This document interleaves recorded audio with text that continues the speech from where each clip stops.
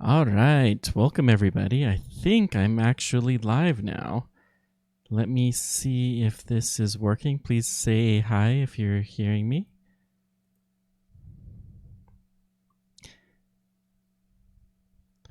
Ooh. Okay, I heard myself, so that is a good sign. Phew. Sorry about that. I am Ben Pearson, the Roadster Tracker, and today we are about to have a little bit of history. SpaceX has been working for some time on plans to get humans to Mars. It was a pretty open secret about 7-8 years ago that that was their goal, and it may have even been a little bit beyond there. Hey, Brimda.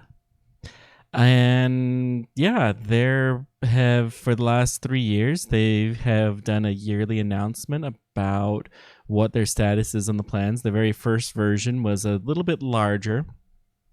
They presented it at a conference in Mexico. They presented the same conference the next year.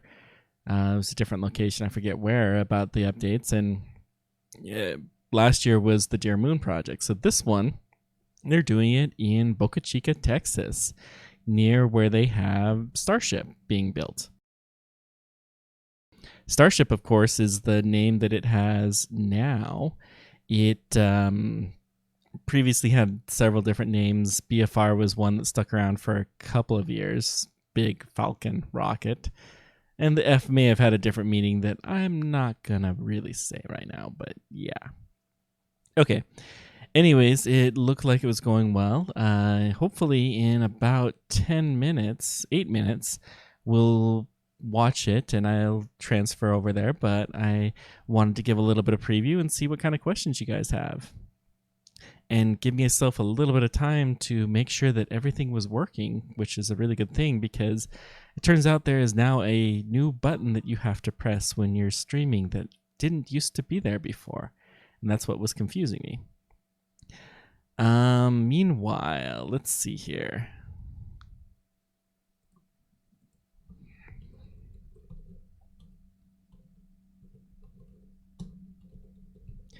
I'm going to pull up Elon Musk's Twitter feed because this seems to be the best place for all kinds of goodness.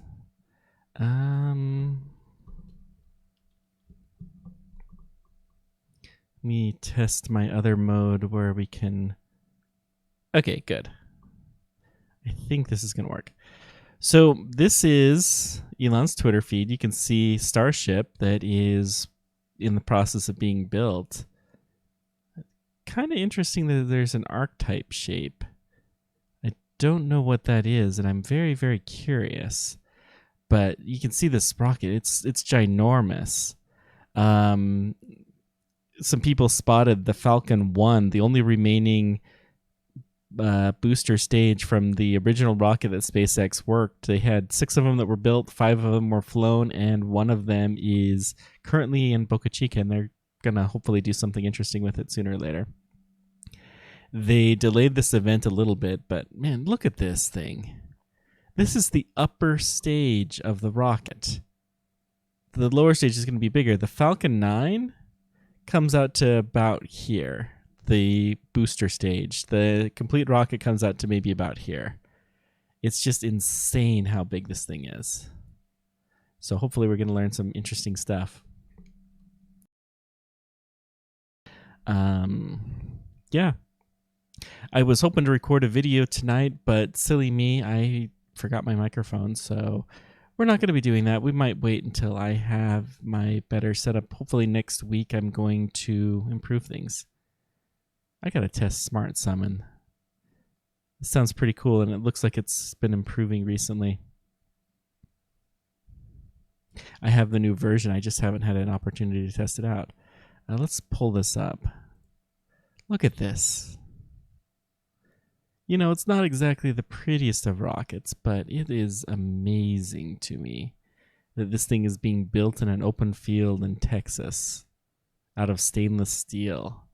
It's just not what you build rockets out of these days, but they figured out that it's the best way for reusable stuff. A shortfall of gravitas. I haven't heard anything being used for Super Heavy to land any booster stages. I think the plan is to be able to have two to catch the two side boosters with Falcon Heavy and have a spare just in case. There's actually been at least one time they've thrown away a booster because they couldn't get the drone ship back to land and back out to sea in enough time.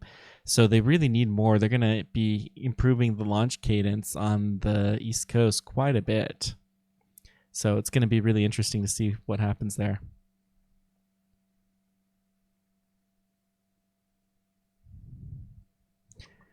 Well, let me switch back to my... There we go. So, yeah. Hopefully we'll learn some interesting things, and hopefully my feed will all cooperate. I've been playing a little bit with Where is Roadster. We're gonna upgrade the theme that I base everything off of, and I gotta remember I had a few hacks that I did to the theme that are not working so hot at the moment. But yeah, right now there is 40,000 people waiting on the official SpaceX stream, just watching a blank screen. Here, let me put that on.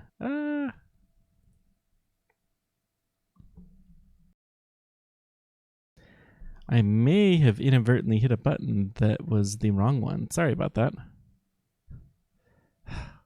Hopefully I will not do that same thing. I will not be pushing any buttons whatsoever when the actual event happens. But yeah, we're just sitting here waiting for stuff to happen. Is it in?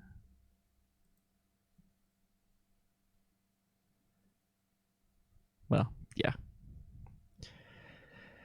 We'll get this figured out sooner or later.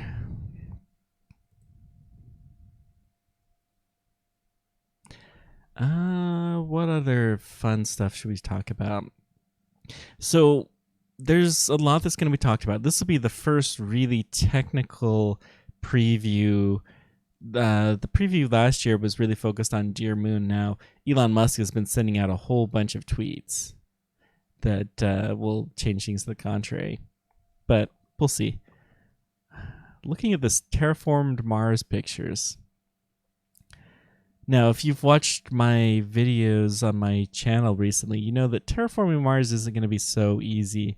The video that I was hoping to record today was about the ability of Mars to hold an atmosphere, and specifically whether or not the magnetic field makes a difference. So, yeah, the bottom line is it probably doesn't make a huge difference. It will make some difference, but we should be able to hold on to an atmosphere on Mars for some period of time. The trick is getting it there in the first place.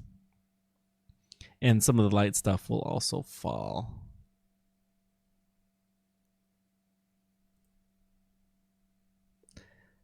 Let me see if I can find anything more about this shortfall of Gravitas. I know it's one of the drone ships, but I haven't been paying specific attention to that.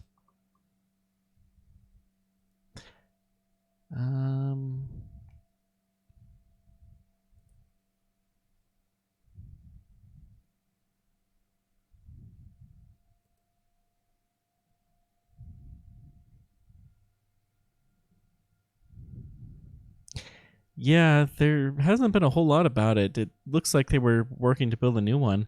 Maybe we'll hear more about that tonight. One of the rumors that I was listening to earlier from Tim Dodd, the Everyday Astronaut, that maybe we're going to learn that they're going to fire off Super Heavy from a barge, because quite frankly, it would be very, very difficult to launch in the area where they're at. It's just, there's a lot of people. I mean, there's a village that has like 20 people who live just a mile and a half away from there.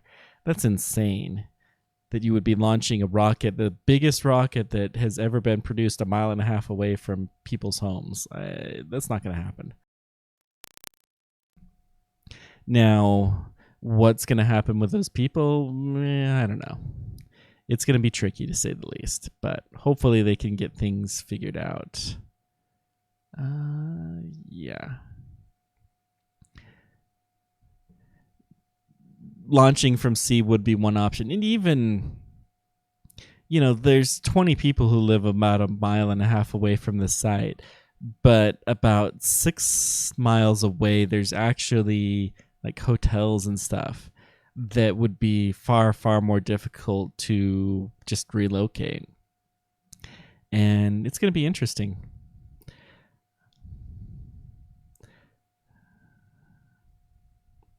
Yeah, a Shortfall Gravitas, that's the third drone ship.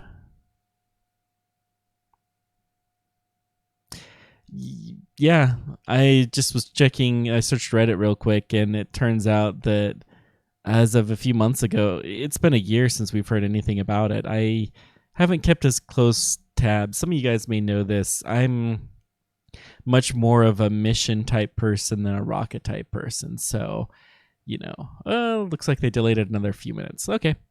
So that's all right. I follow the missions more. So this is why Starship excites me, because of the mission. The rocket is cool, don't get me wrong, but the fact that it's going to Mars, that's what really interests me. Or the Dear Moon project.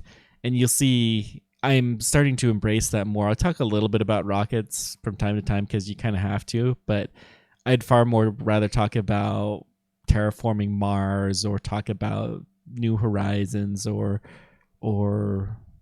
whatever mission that's going, Mars 2020, drones heading to Titan, that kind of stuff, because the missions are really cool. The rockets, they're neat, and I still need to go see a rocket launch these days. I've never seen one yet to this day. I'm tentatively planning to see one maybe at the beginning of next year, but we'll see. We'll see. I certainly will if things are looking great. Hopefully this is not going to be another one of those missions or those broadcasts where it gets delayed over and over again. I think Dear Moon was delayed by like half an hour. Okay, it looks like I'm back to good on my stream. Yay! I actually cannot see how many people are watching me, but that's all right. I assume there's lots of people here. What else is there to talk about? So, hopefully we'll hear more about the missions.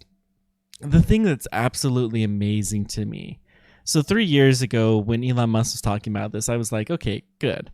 It's nice that we're finally getting into some of the details as to what's going on, but we really hadn't heard that much of any, it was some stuff of substance, and it's pretty crazy stuff that's going to have to happen to make this happen. It relies on refueling on orbit, which has never really been done. We've done some refueling on the ISS, but the fuel tank is not very big there. It's just really enough to keep it from orbital debris, stuff like that. 4 a.m. there. Wow. Well, it's saying 11 minutes on the countdown timer, so I think we're okay. Hopefully. Yeah, I got to go see a lot. And the truth is, I live in the Washington, D.C. area, so I only live about 3 hours away from Wallops Island. I could theoretically go see an Antares launch anytime I wanted to, but they only do them twice a year, and they're never at convenient times. But one of these days, I just got to go buck down and do it. I thought about requesting a media accreditation for the next launch that's happening, but I was too late for that, so it'll be fine. Maybe I'll try to get through the NASA social program like I often do. 4 a.m. and you are up to watch this. Wow, I hope you got some sleep.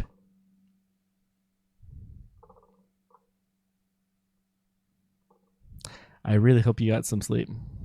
Yeah, no problem. This is fun. I see Tim Dodd, the Everyday Astronaut's doing this all the time, and he's actually at the event.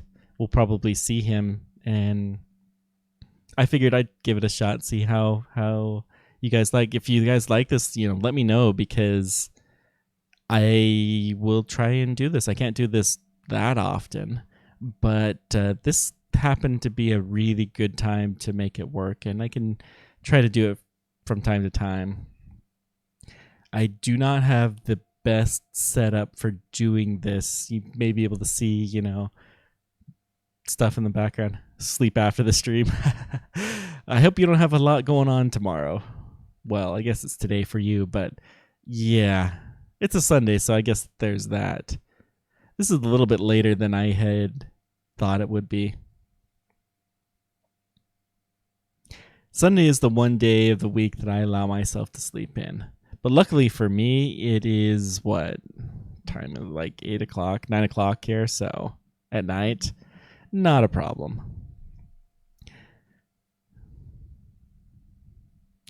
Yeah, Tim is an impressive guy. I almost met him once, and I've talked with him online a whole bunch of times. But it's amazing how much he knows for not having a background in engineering at all. See, I have a background in engineering, and there's a lot of things that he knows about that I'm just astounded. Like, I never understood the rocket engine cycles until he had his video on it. Was it 3 or 4 months ago that he released that talked about the Raptor engine in particular.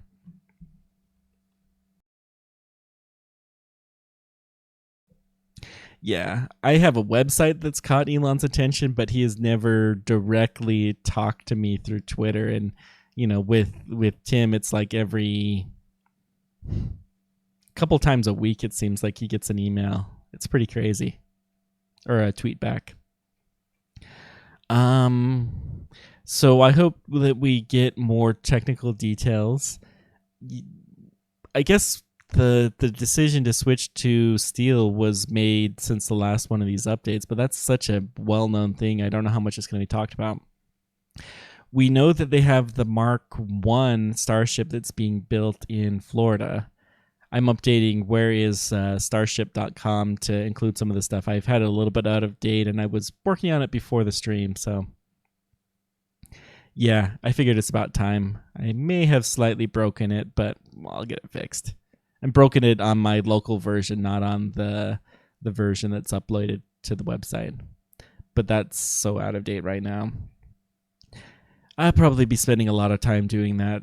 Probably tomorrow. I was going to be doing video editing tomorrow, but instead of that, I think I might be doing some of updates to that site. What else should we talk about? Hey, Blender Burst, welcome. We're getting quite the crowd in here tonight.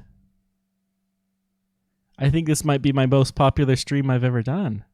Well, I did one on Twitch that I had 35 people watching, but that was for a fairly short period of time. So, yeah, I am very excited myself.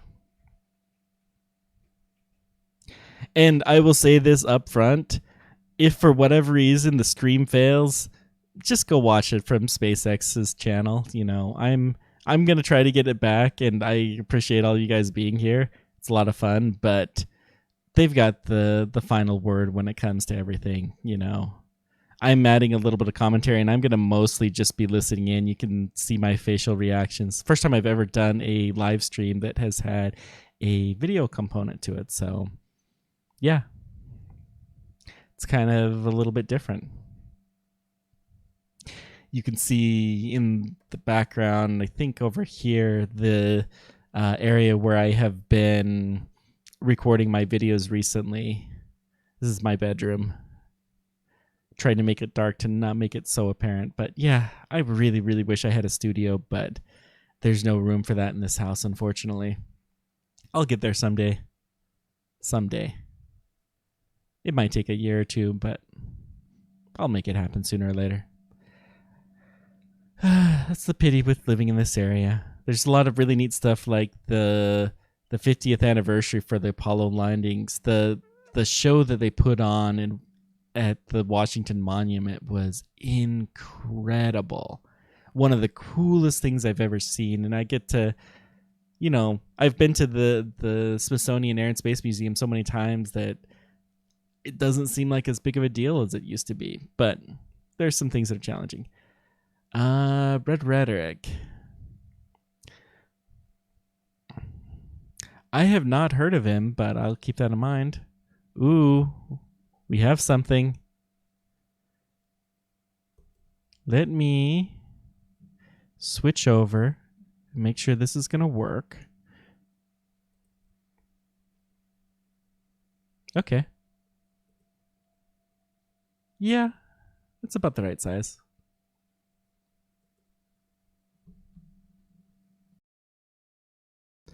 Quite the music they got going on.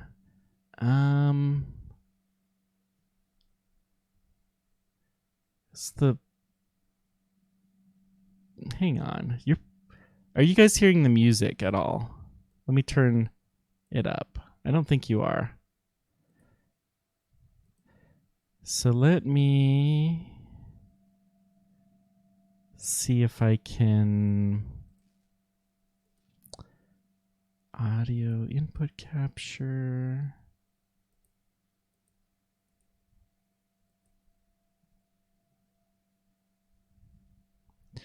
Nope, that's not it.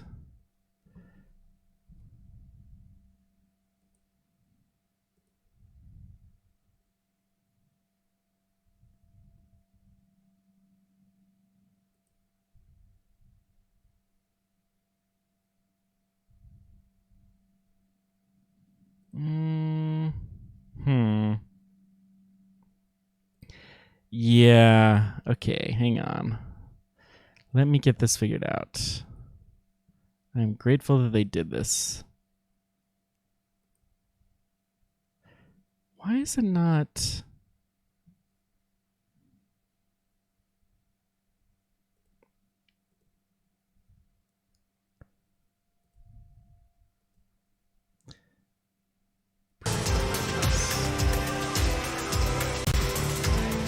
Okay, now you should be hearing it. You guys hear it now?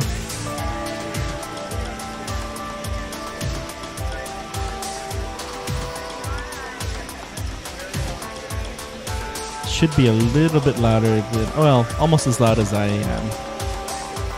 I'll turn it up there. Actually, that might be as high as it goes. It is turned all the way up.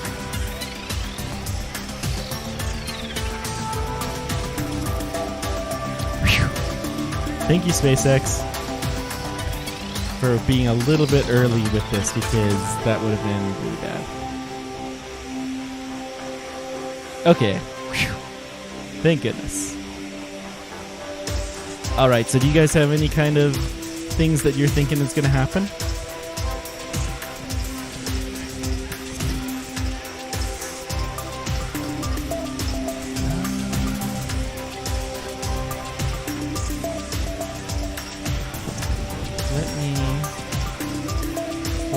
This to 1080p, so we shouldn't lose the quality in theory.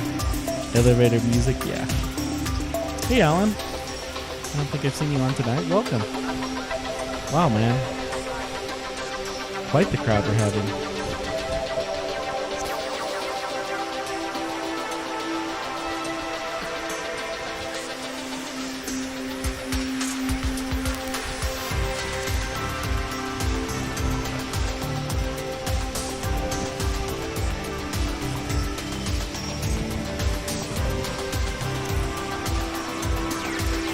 So when it actually goes live, I'm probably going to put myself on mute and I'll say some things maybe occasionally through the microphone, but I'll be typing for sure.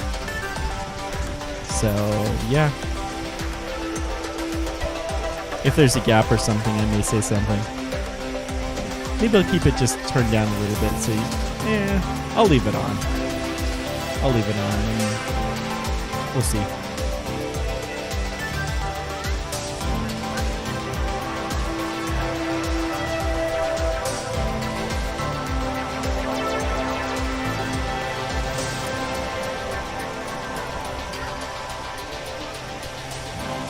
Oopsies.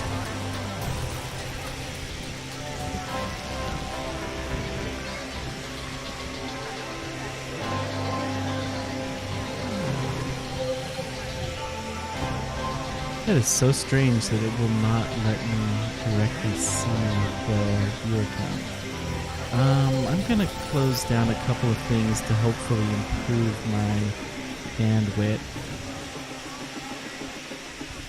So I want to devote all of it to this.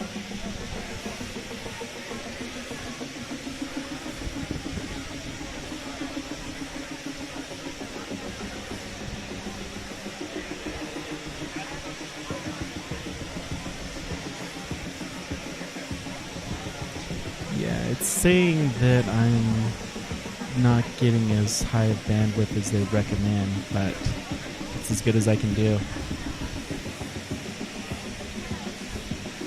Maybe I need to get a faster internet connection. If this becomes a thing, I'll probably get a faster internet connection to make this kind of stuff a little bit better. It wouldn't be that much more expensive, but yeah.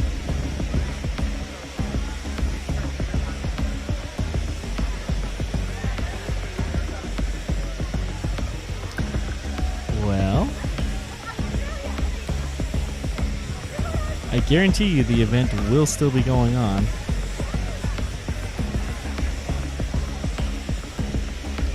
Wow, a lot of people going live. Awesome. Thanks, Rose.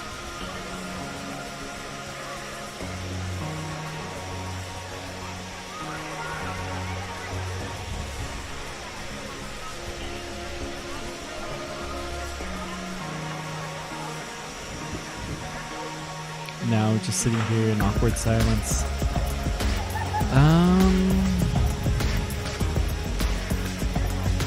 So I wonder if Elon appreciates all streams. Okay.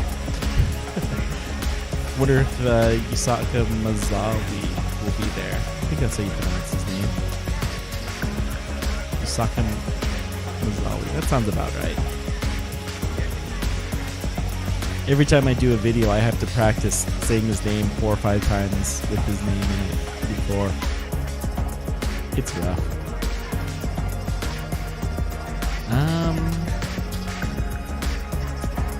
I'm really curious where they're actually holding it, because there's not like a meeting hall there that I'm aware of. And it seems like most of the people who are there are the more, let's call them nerdy people. You know, like Tim Dodd, the more popular people. It doesn't seem like there's as much of the mainstream press as has been in some of the previous events, particularly Dear Moon. I think Elon was a little bit tired of being asked in increasingly subtle ways. So how much is Yusaka Mizawa paying? I have my personal belief as to what the cost was. I think it is about $500 million plus or minus a factor of 2. So, you know, somewhere between 250 and $1 billion. A lot of money, but one thing a lot of people don't realize is just how expensive these first missions are going to be.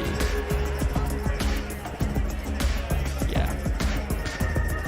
They tried how much twice, and then they tried, well, what percentage of it?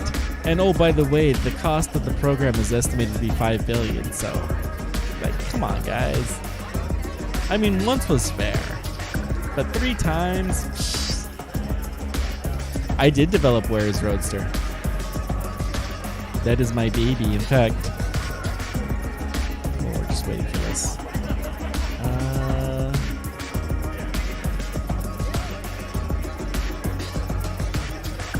You can see I slightly broke. This is the version on my website, or my computer.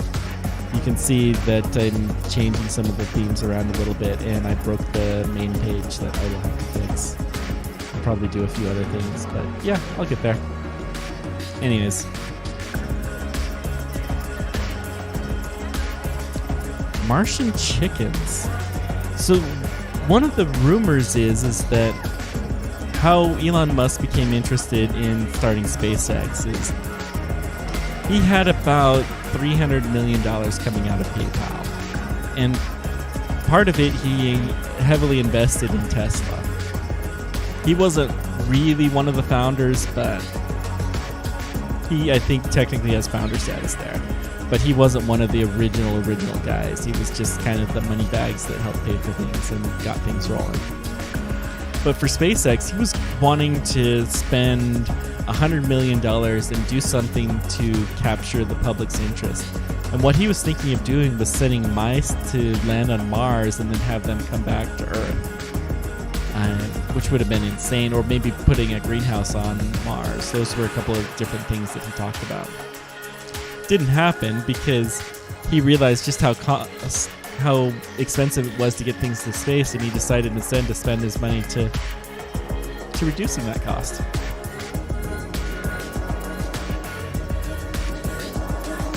Yeah, Where's Roadster? It's a fun little site, and it's what inspired me to do YouTube. And because you'll see the very first video on here was a video I did for that website, and it did well enough. There are enough people who subscribed that I started to think, maybe I'll do something with this. And it's been a lot of fun, and now I'm starting to go kind of to the next level with stuff. I'm gonna have, not call it prosumer level of gear. I'm definitely not at the professional level yet, and this setup is most definitely, this is like the hobbyist level right now. Mic's decent, but the webcam and whatnot, but I'm getting there slowly, guys. It takes time.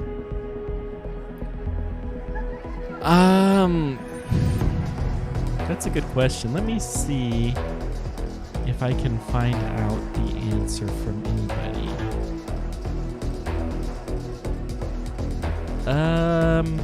It's probably they're getting people together. I'm looking at Twitter and I'm seeing that they have a big group of people that's standing outside of the rocket. I'm gonna show this over. You can see this was from Tim Dodd, the Everyday Astronaut, took this picture. But you can see the Falcon 1 booster stage compared to the Starship, which this is actually closer. They're closer to this than the rocket.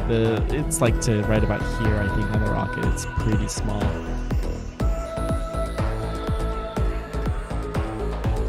High level winds, yeah. Broadcasting on Mars. It's good. Okay, one thing a lot of people don't realize is when the first people land on Mars, they're not going to get out that same day. It's going to probably take them 3 or 4 days before they actually step foot on the surface of the planet. So they got to get used to being in gravity, and Starship will actually make that pretty easy because it's such a large vehicle. They can easily stay in there for some period of time.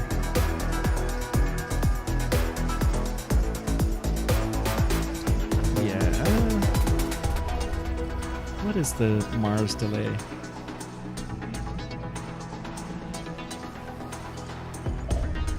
I occasionally pull this up myself. So let's see here. Yeah, Mars is on the opposite side of the sun, and I guess I knew that because some of the Mars missions were delayed. But the Roadster is actually not that far away from Mars, although it's going to be a lot closer right here.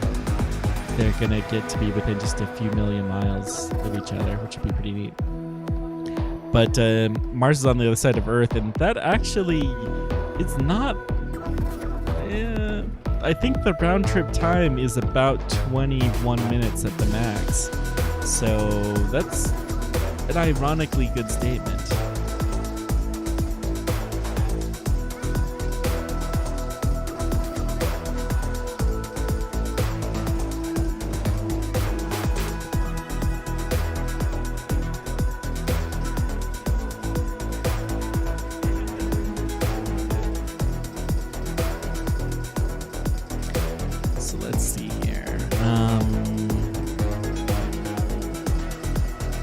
Yeah, it's been noted that the Starship launch system is capable of launching a Falcon 1 with payload, rocket, and fuel, both stages, as its payload into low Earth orbit, the whole entire thing, which is just insane. Several weeks until we get signal back. We're not at the exact opposite part of the sun. So we are still communicating with the Martian spacecraft, although they had a period pretty recently where they did not have communication.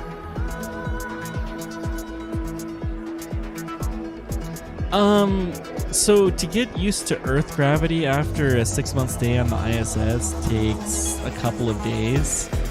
So I would expect it's going to be something similar. And a 6-month mission is actually very likely for the first mission, because what they can do is they can launch it in a trajectory such that it's on a 2-year heliocentric orbit, which means that in 2 years it will return back to the same spot where Earth will be.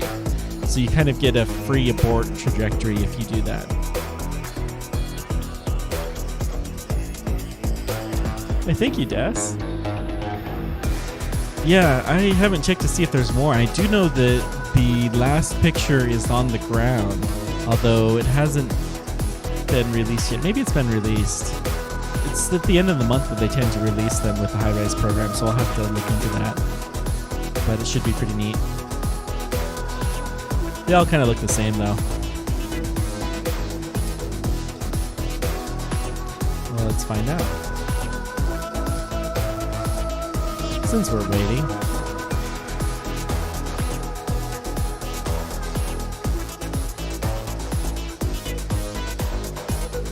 I'm going to turn this down just a little bit for now.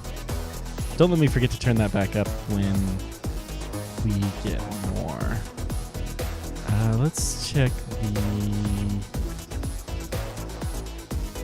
catalog. Aha! No. They actually have not. Well, this looks like something's going to happen, so we'll turn the volume back up. Yeah, they've released a few pictures, but not the new Starship ones. They're actually doing it outside. Wow.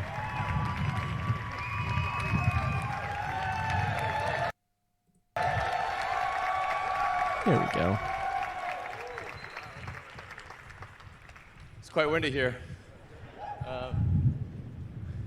It's tied down well, though.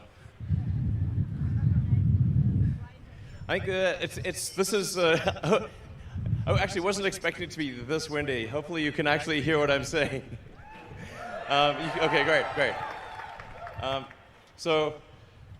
This is I think the most inspiring thing that I've ever seen, and I'd just like to thank the SpaceX team and the suppliers and the people of Boca Chica and Brownsville. Thank you for your support, and just like, wow, what an incredible job by such a great team to build this incredible vehicle. So it's like, first of all, I want to start with that. So I'm just so proud to work with such a great team, and it's really ripping here, by the way. If you're watching this online, it is really windy. The point of this presentation and this event is really there are two elements to it. One is to inspire the public, get people excited about our future in space, and get people fired up about the future. There are so many things to worry about, so many things to be concerned about. There are many troubles in the world, of course, and these are important, and we need to solve them. But we also need things that make us excited to be alive, that make us glad to wake up in the morning and be fired up about the future and think, yeah, the future is going to be great. And this space exploration is one of those things. And becoming a spacefaring civilization, being out there among the stars, this is one of the things that I know makes me glad to be alive. I think it makes many people glad to be alive. It's one of the best things. And there's really, we're faced with a choice. Which future do you want? Do you want the future where we become a spacefaring civilization and are in many worlds? and out there among the stars, or one where we are forever confined to Earth? And I say it is the first.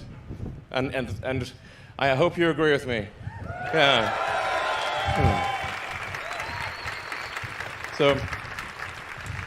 So what the question? The critical breakthrough that's needed for us to become a spacefaring civilization is to make space travel like air travel. So with air travel, when you fly a plane, you fly that plane many times. I mean, at the risk of stating the obvious, really almost any mode of transport, whether it's a plane, a car, a horse, a bicycle, is reusable. You use that mode of transport many times.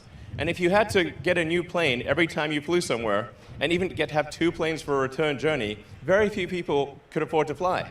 Or if you could use a car only once, very few people could afford to drive a car. So the critical breakthrough that's necessary is a rapidly reusable orbital rocket. This is basically the holy grail of space. And the fundamental thing that's required. And it is a very hard thing to do. It's only barely possible with the physics of Earth. I mean, if Earth's gravity was a little heavier, it would be impossible. And if Earth's gravity was a little lighter, it would be quite easy. So we're really right on the cusp of what is physically possible.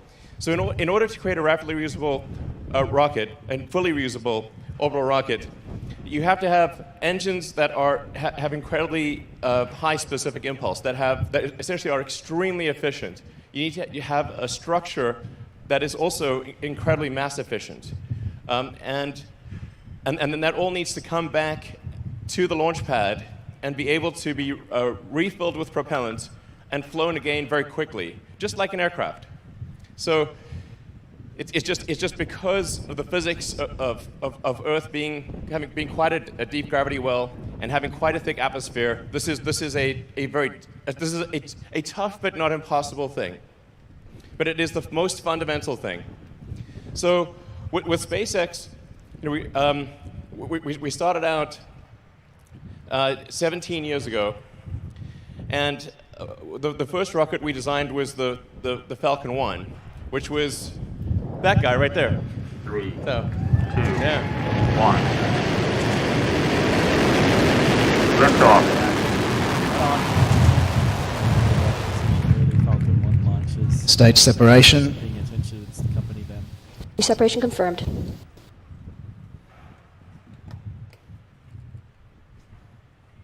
So Falcon 1, we thought, good old Falcon 1.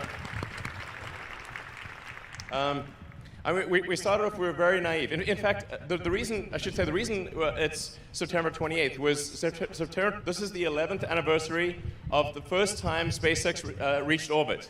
So 11 years ago today, SpaceX made orbit for the first time. I remember that flight actually. And it was actually our 4th launch.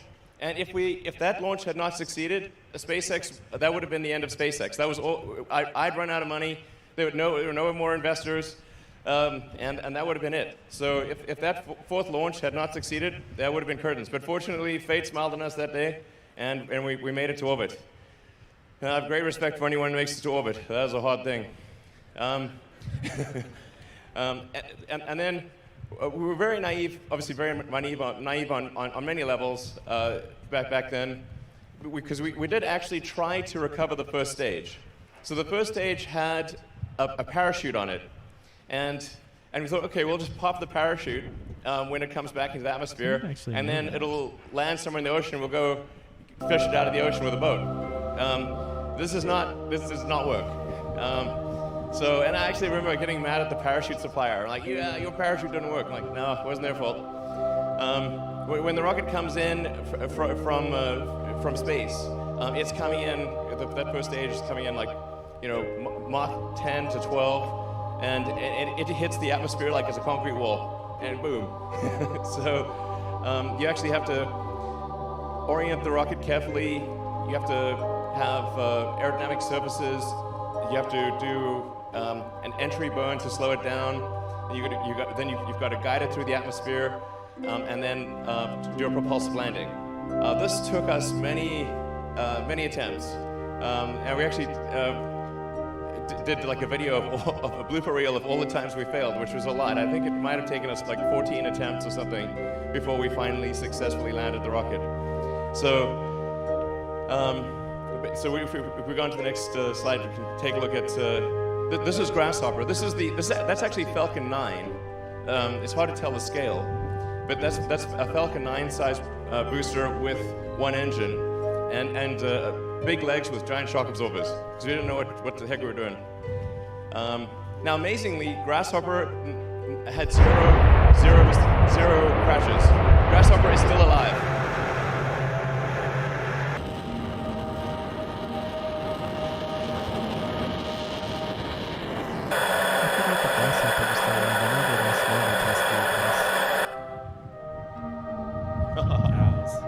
The cows are confused.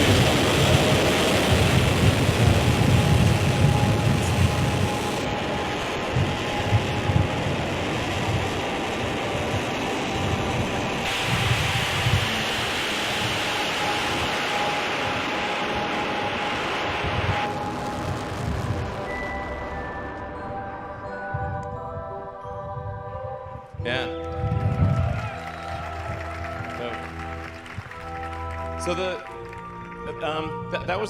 So they have Falcon 1. What you saw there was a Falcon 9 size vehicle, and then what's really kind of hard to grasp at a visceral level is that this giant ship will do the same thing that Grasshopper did. So this thing is going to take off, fly to 65,000 feet, about 20 kilometers, and come back and land in about 1 to 2 months. So that giant thing is really going to be pretty epic to see that thing take off and come back. And then, hopefully, yeah. I agree.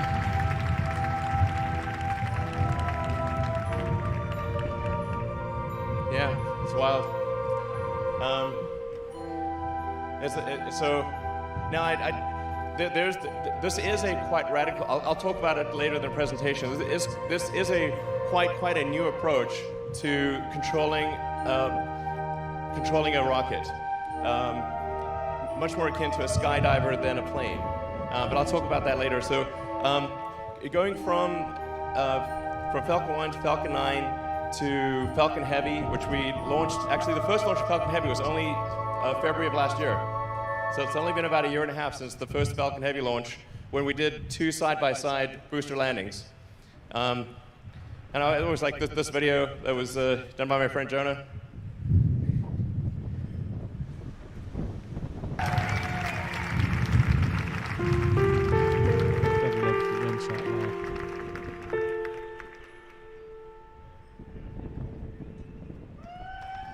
I love that video.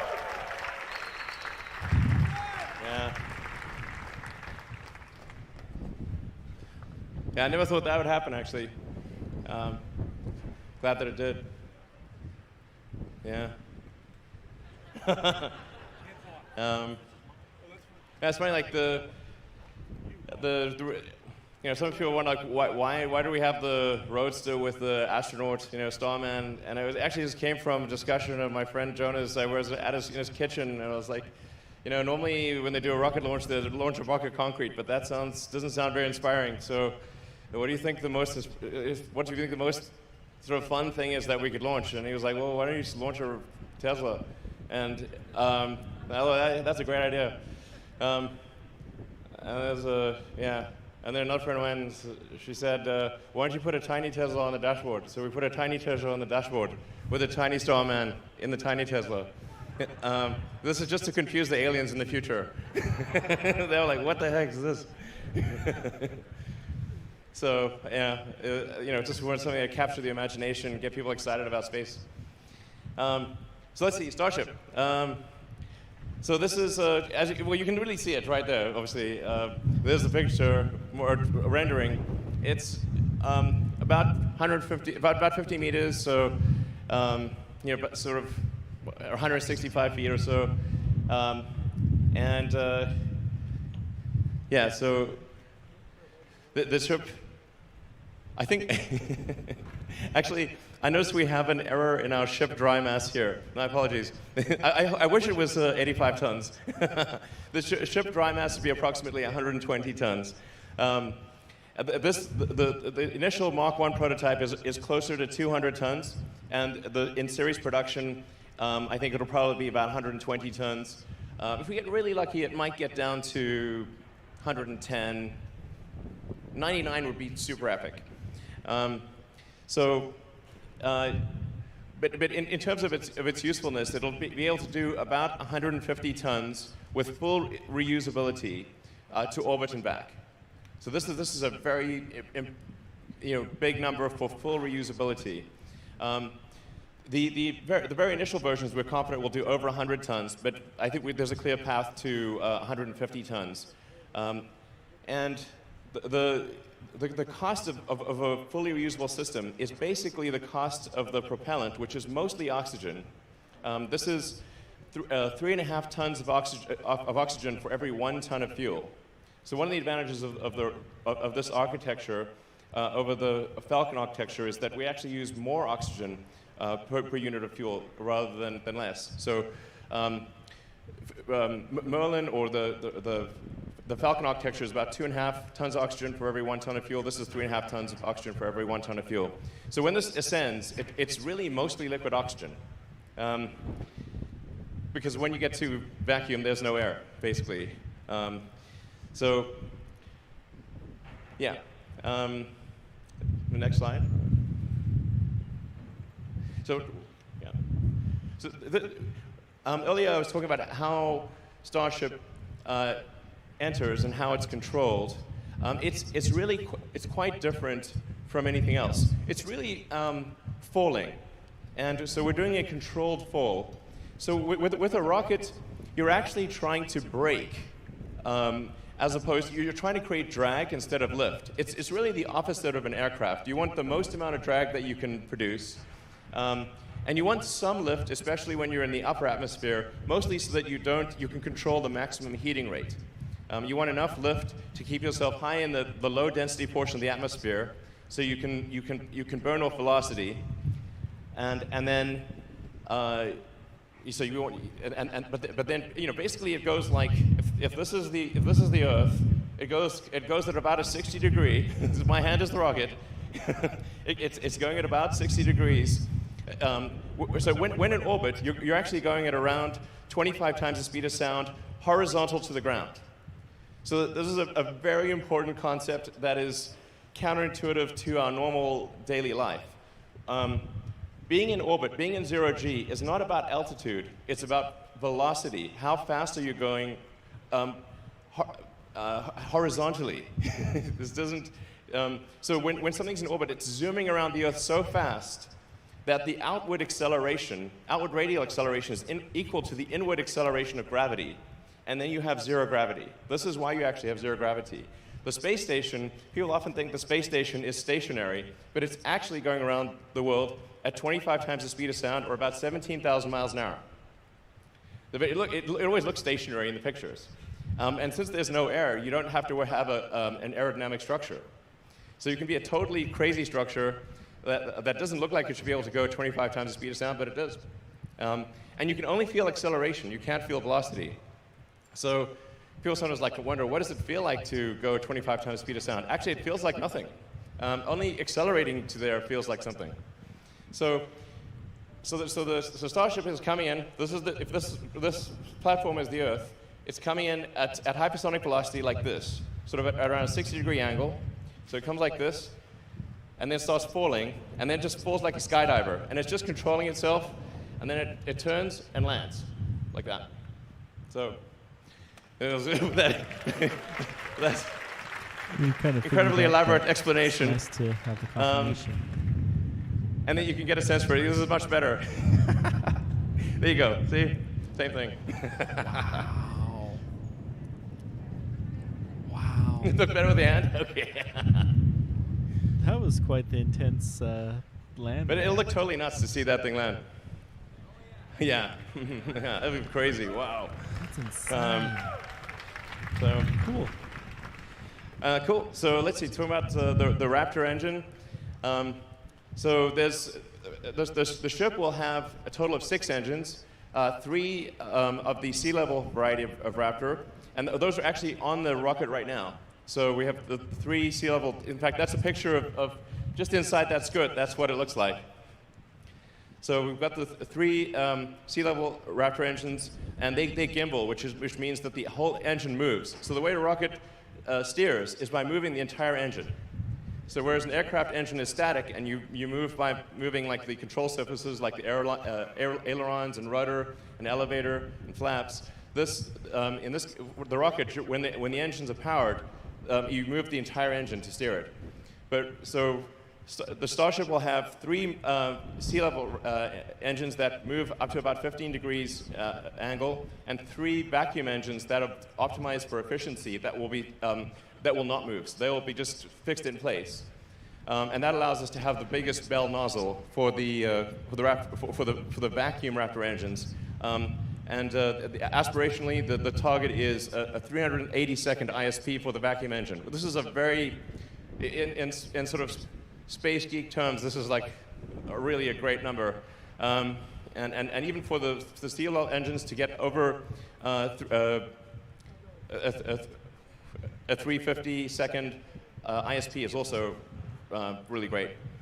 So, actually, yeah, sorry. I'm looking at the slide view and you're not. So that's what I meant by it looks like that on the inside. Sorry, go back one slide. That's the inside of the Starship right now. So that's what it looks like from the base. All right, and then heat shield. So we've gone through various iterations of heat shield. There's a lot of ways to skin the cat here. Ultimately, we decided to have heat shield hexagonal tiles, ceramic tiles that are basically Covering the entire like a planet? tiny glass vermicelli at a microstructure level. So very, very light, but very crack resistant, essentially glass tiles. And they're, because Starship is a steel construction, like at first it feels like, oh, it's steel. Does that mean it's heavy? No, actually it's the lightest construction. Steel is the best thing, I think the best thing about, best design decision on this whole thing is a 301 stainless steel. Because at cryogenic temperatures, a 301 stainless actually has about the same effective strength as an advanced composite or aluminum lithium. Unlike most steels, which get brittle at low temperature, 301 stainless gets much stronger. And if it's in the extra hot condition, meaning it's cold rolled to extra hot condition, it also gets way stronger. So its strength to weight ratio at cryogenic temperatures is equivalent or even perhaps slightly better than advanced composites or aluminum lithium. So this is not well appreciated, because if you just look at the materials manual and say, like, what is the strength of stainless steel, it looks much weaker than it is. You say, what is the strength at cryogenic temperature? Oh, much stronger, or at very low temperature, almost twice as strong. That's when it becomes better than carbon fiber or aluminum lithium. And there's another benefit. It also has a high melting temperature. So for a reusable ship, you're coming in like a meteor. You want something that does not melt at a low temperature. You want something that melts at a high temperature. And this is where steel is extremely good as well. So it's, steel has a melting temperature around sort of 1,500 degrees centigrade, whereas aluminum, maybe 300 or 400 degrees. And same thing for carbon fiber, and that's really pushing it. So this is having that much higher melting temperature means that you don't need any shielding on the leeward side of the ship when it comes in for entry. And the shielding you need on the windward side, the hot side, is massively reduced, because the thickness of the tile is actually, for a reusable system, is dependent on what back shell temperature, like how hot does the back of the tile that interfaces with the airframe get. And because the steel can take a much higher temperature, your heat shield, even on the windward side, is much lighter. The net effect is that a 301 stainless steel rocket is actually the lightest possible reusable architecture. Then it comes to cost. The carbon fiber we were using was $130 a ton. The steel is $2,500 a ton. Sorry. Yeah, 25. The $130,000 a ton versus $2,500 a ton. That makes much more sense. So it's $130,000 a ton for the carbon fiber, and $2,500 a ton for the steel. So the steel is about 2% of the cost of the carbon fiber. So it's a good thing we changed from carbon fiber to steel, by far. It's very easy to weld stainless steel. The evidence being that we welded it outdoors without a factory. So, That's why they do it. Great skills by the team, but with carbon fiber, this is impossible.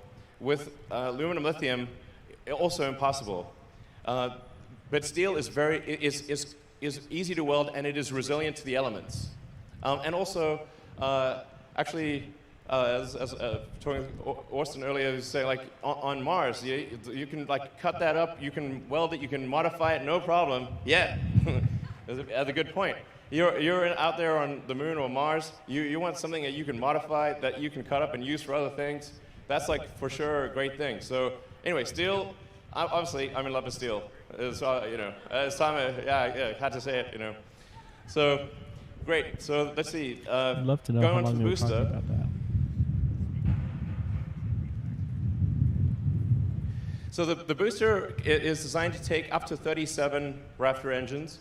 I'm not sure if we'll go that high, but you can really, have 31. I think like the minimum number you'd want is, maybe around 24. But the booster is designed to be able to take multiple engines out. So you can actually add or subtract engines as you'd like. You basically just need a lot of force pushing up. Over time, I think you probably want around a 7,500 ton force rocket, which is about twice the thrust of a Saturn V, a little more than twice the thrust, and on a roughly 5,000 ton gross liftoff mass. So for roughly 1.5 thrust to weight. For a reusable rocket, you actually want a high thrust to weight rather than with an expendable rocket where you want a low thrust to weight, because any thrust to weight below 1 is not useful. Like if you have less thrust than your weight, you don't move. So you actually want a high thrust to weight for a reusable rocket. This is a very important design optimization change. So that's why I think more engines is probably good, and getting up to around 7,500 tons over time, and a 1.5 thrust to weight ratio, or more. So, and we think we're probably going to adjust the Griffin design to be kind of like more of like a diamond shape. It looks cooler. It works better too. And then the rear fins are actually just legs. So they're not needed for stabilization or guidance. They're essentially there for legs. All right, so let's go into some of the development testing. This is a Raptor firing.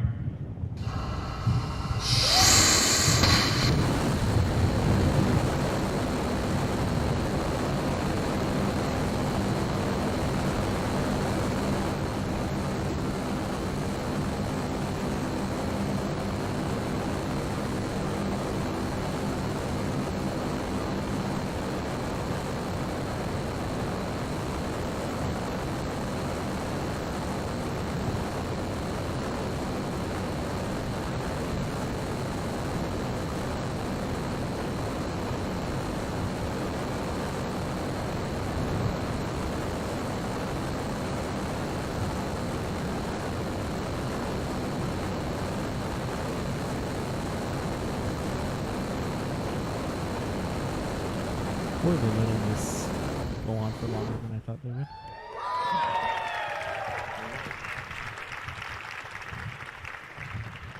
All right, and then obviously we had a Raptor fire on the Starhopper. Yeah.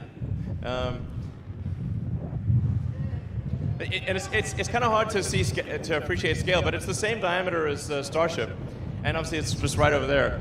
So it's kind of hard to tell if it's the size of a trash can or how big it is. But the body diameter is about 9 meters or 30 feet, not including the leg span.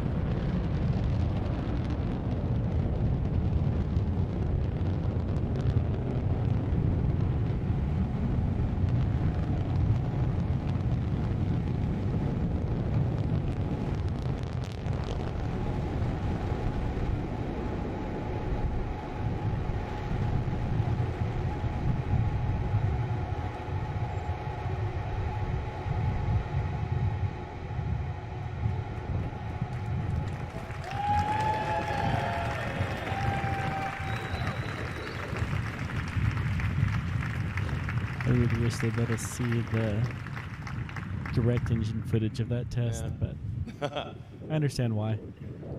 So this gives you a sense of size. So the little pixels there, little pixels are a human. And then No this, banana for the scale. hopper next to it, the Millennium Falcon, for comparison. Then Starship, which is what you see before you. And then that's what will look like with the full stack, which is almost 2.5 times as tall as this vehicle.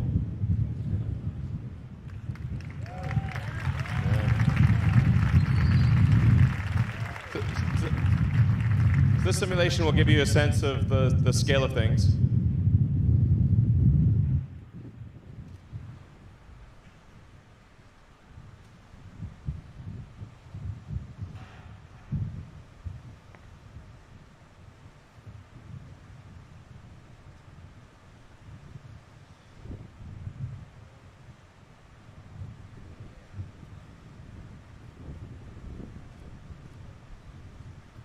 It slightly reminds me of the scene from Spaceballs.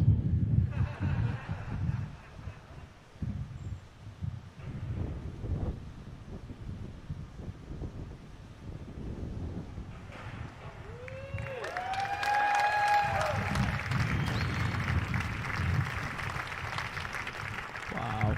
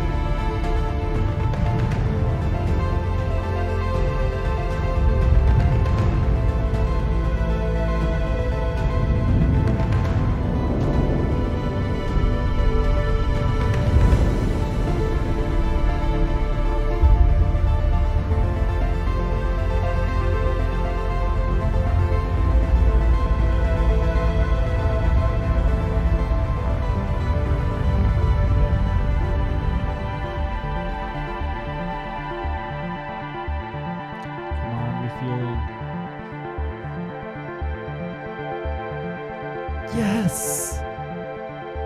I've been wanting This to is make orbital refueling. this better. Orbital refilling is extremely important for getting to Mars and getting to the moon. Or establishing a city, establish a city or on the moon or Mars. This is a vital step. Yeah, I think they gave up on that for now. Ooh, the shiny side to the dark side. Nice.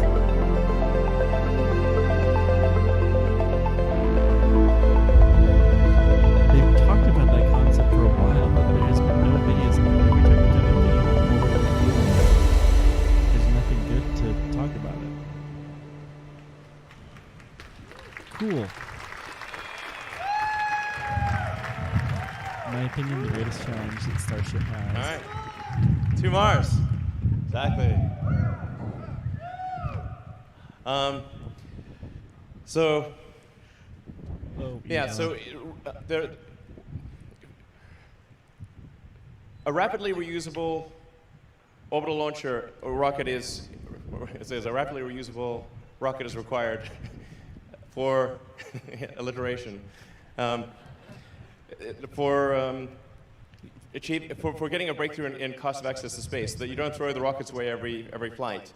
But another key step is refilling on orbit, so that the Starship can get to orbit with, let's say, 150 tons of payload for the Moon or Mars or beyond, and then it can get tankered to fill up its propellant tanks, and so that it can depart from low Earth orbit with 1,200 tons of propellant. This is a very big thing, so that your delta velocity is enough to transport literally 150 tons to the surface of the Moon or Mars. With full reusability and orbital refilling, which is essentially, the orbital refilling is actually a simplified version of what SpaceX does in docking with the space station. So it's actually harder to dock with the space station than it is to do orbital refilling.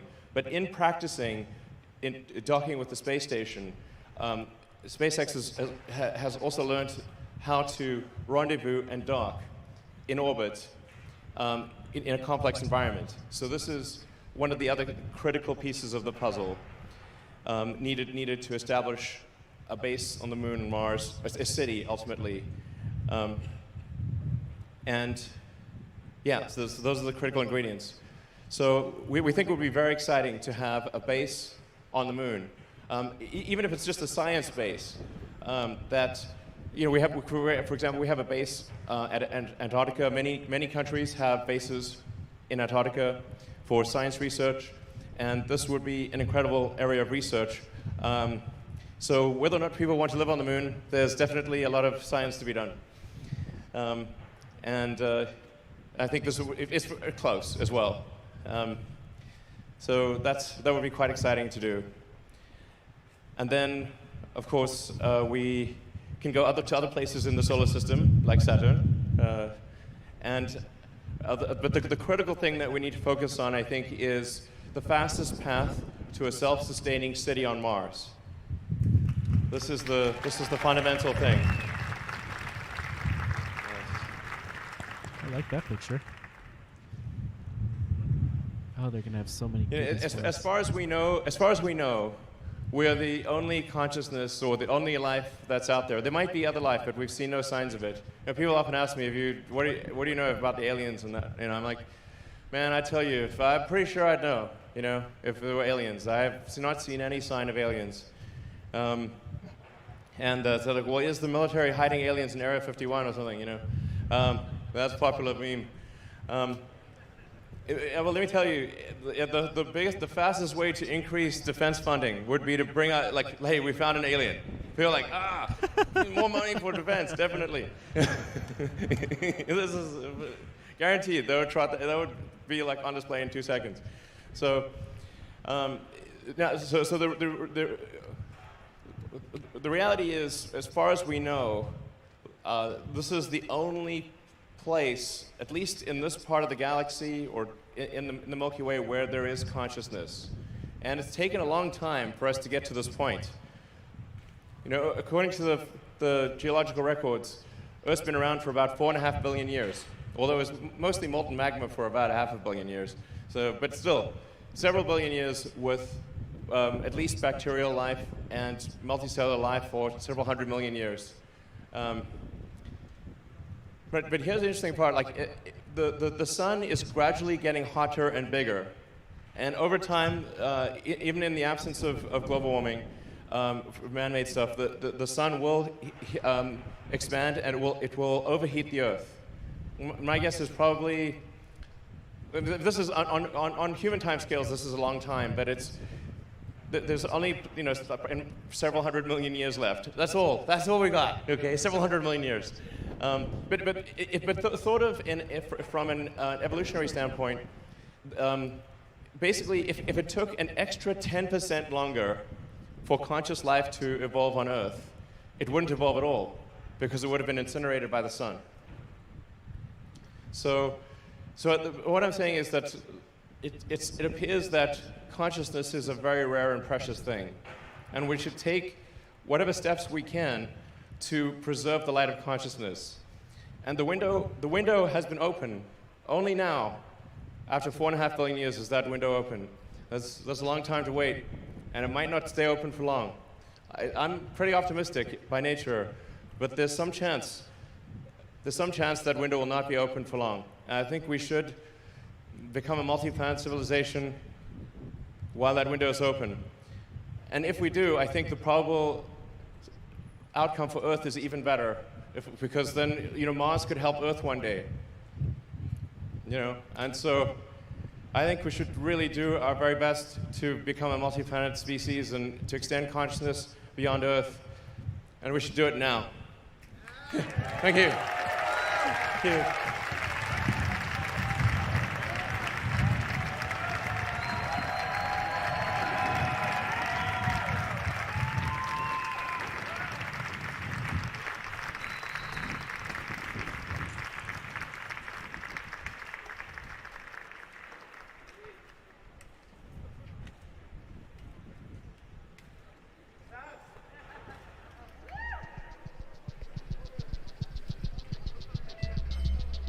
Is that it?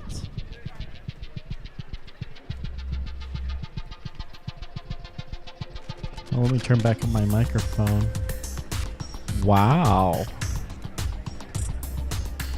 That's it, I think. We'll find out soon, but it looks like they're done. All right. So what do we get? Well, this is about 30, 40 minutes. No questions. I'm shocked at that. That's unfortunate. I guess Elon's been answering a lot of the questions as it is. Yeah. I mean, we got a good look at Super Heavy, but really there's nothing fancy with Super Heavy. It basically is just a scaled up Falcon 9 that uses a Raptor engine instead of a Merlin engine. Uses a bunch of them. Yeah. So we learned about that. We got a lot of new video renders, which I'm really personally excited for. When you're putting together videos about this kind of stuff, those video renders are just so valuable to be able to have that kind of stuff. I don't know. Not as many updates as I thought. I'd like to hear it was good to hear the explanation of why stainless steel, but if you've been following Elon on Twitter, that's nothing new. I really liked the body flap video of it parachuting down and the control of how they did that. And the maneuver there at the very end where it goes, whoop, that's just insane. Yeah, and Tim would have. I know that Tim is going to be in Houston on Monday. I think he's staying in the area tonight. It'd be really, really nice if he got that interview with Elon while, they're both in the same area. It'd be really cool, but I don't know if that's going to happen. He's one of the few people I'd really trust to see. A Q&A session in just 5 minutes, so please hang out and hang tight. Ooh, there is a Q&A session. Oh, thank goodness. Whew.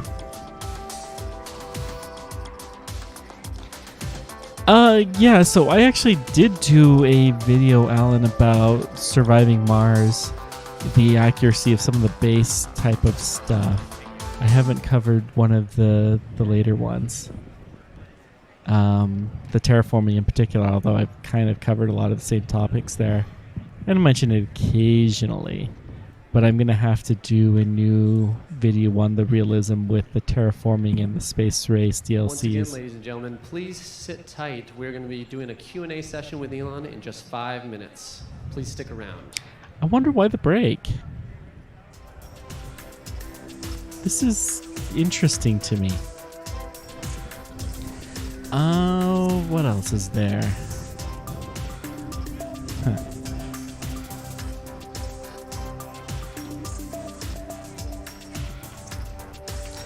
I really am curious about the render. So in the render, they showed that one side of it looks kind of square shaped. So I think where these legs are was actually a square. And I think it was the leeward side.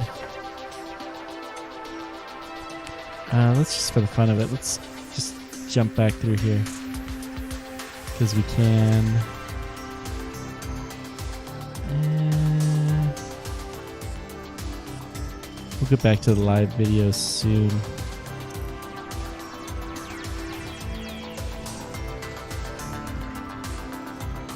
Let's see if it shows up in this. No, those look cylinder. Slightly reminds me of the scene from Spaceballs.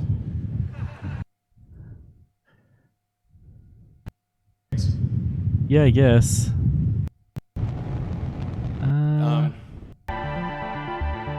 Let's take a look at this real quick. See if they show up in these renders.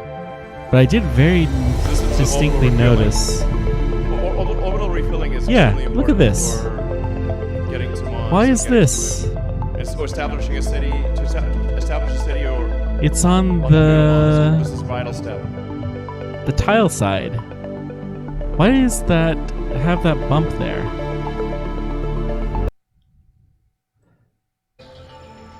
Let me... Huh. Oh, this is live. Me. Yeah. So they're just showing videos. Nice. That's the biggest question that I have, is why the bump on the back?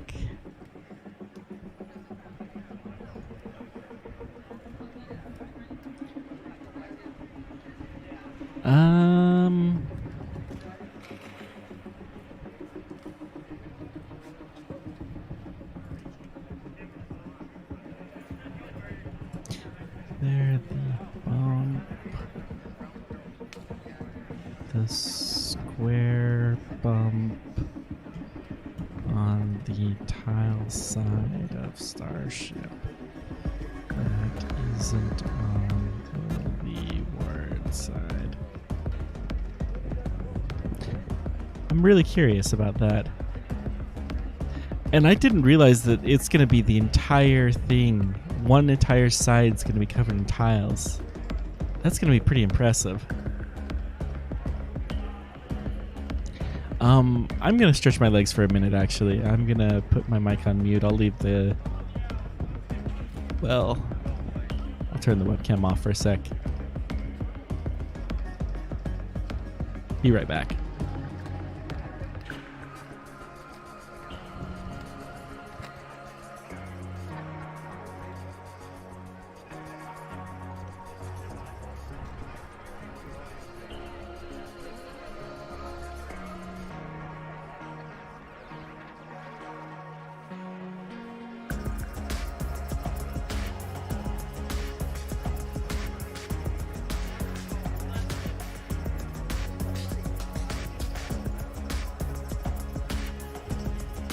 So what I missed, guys? Anything interesting?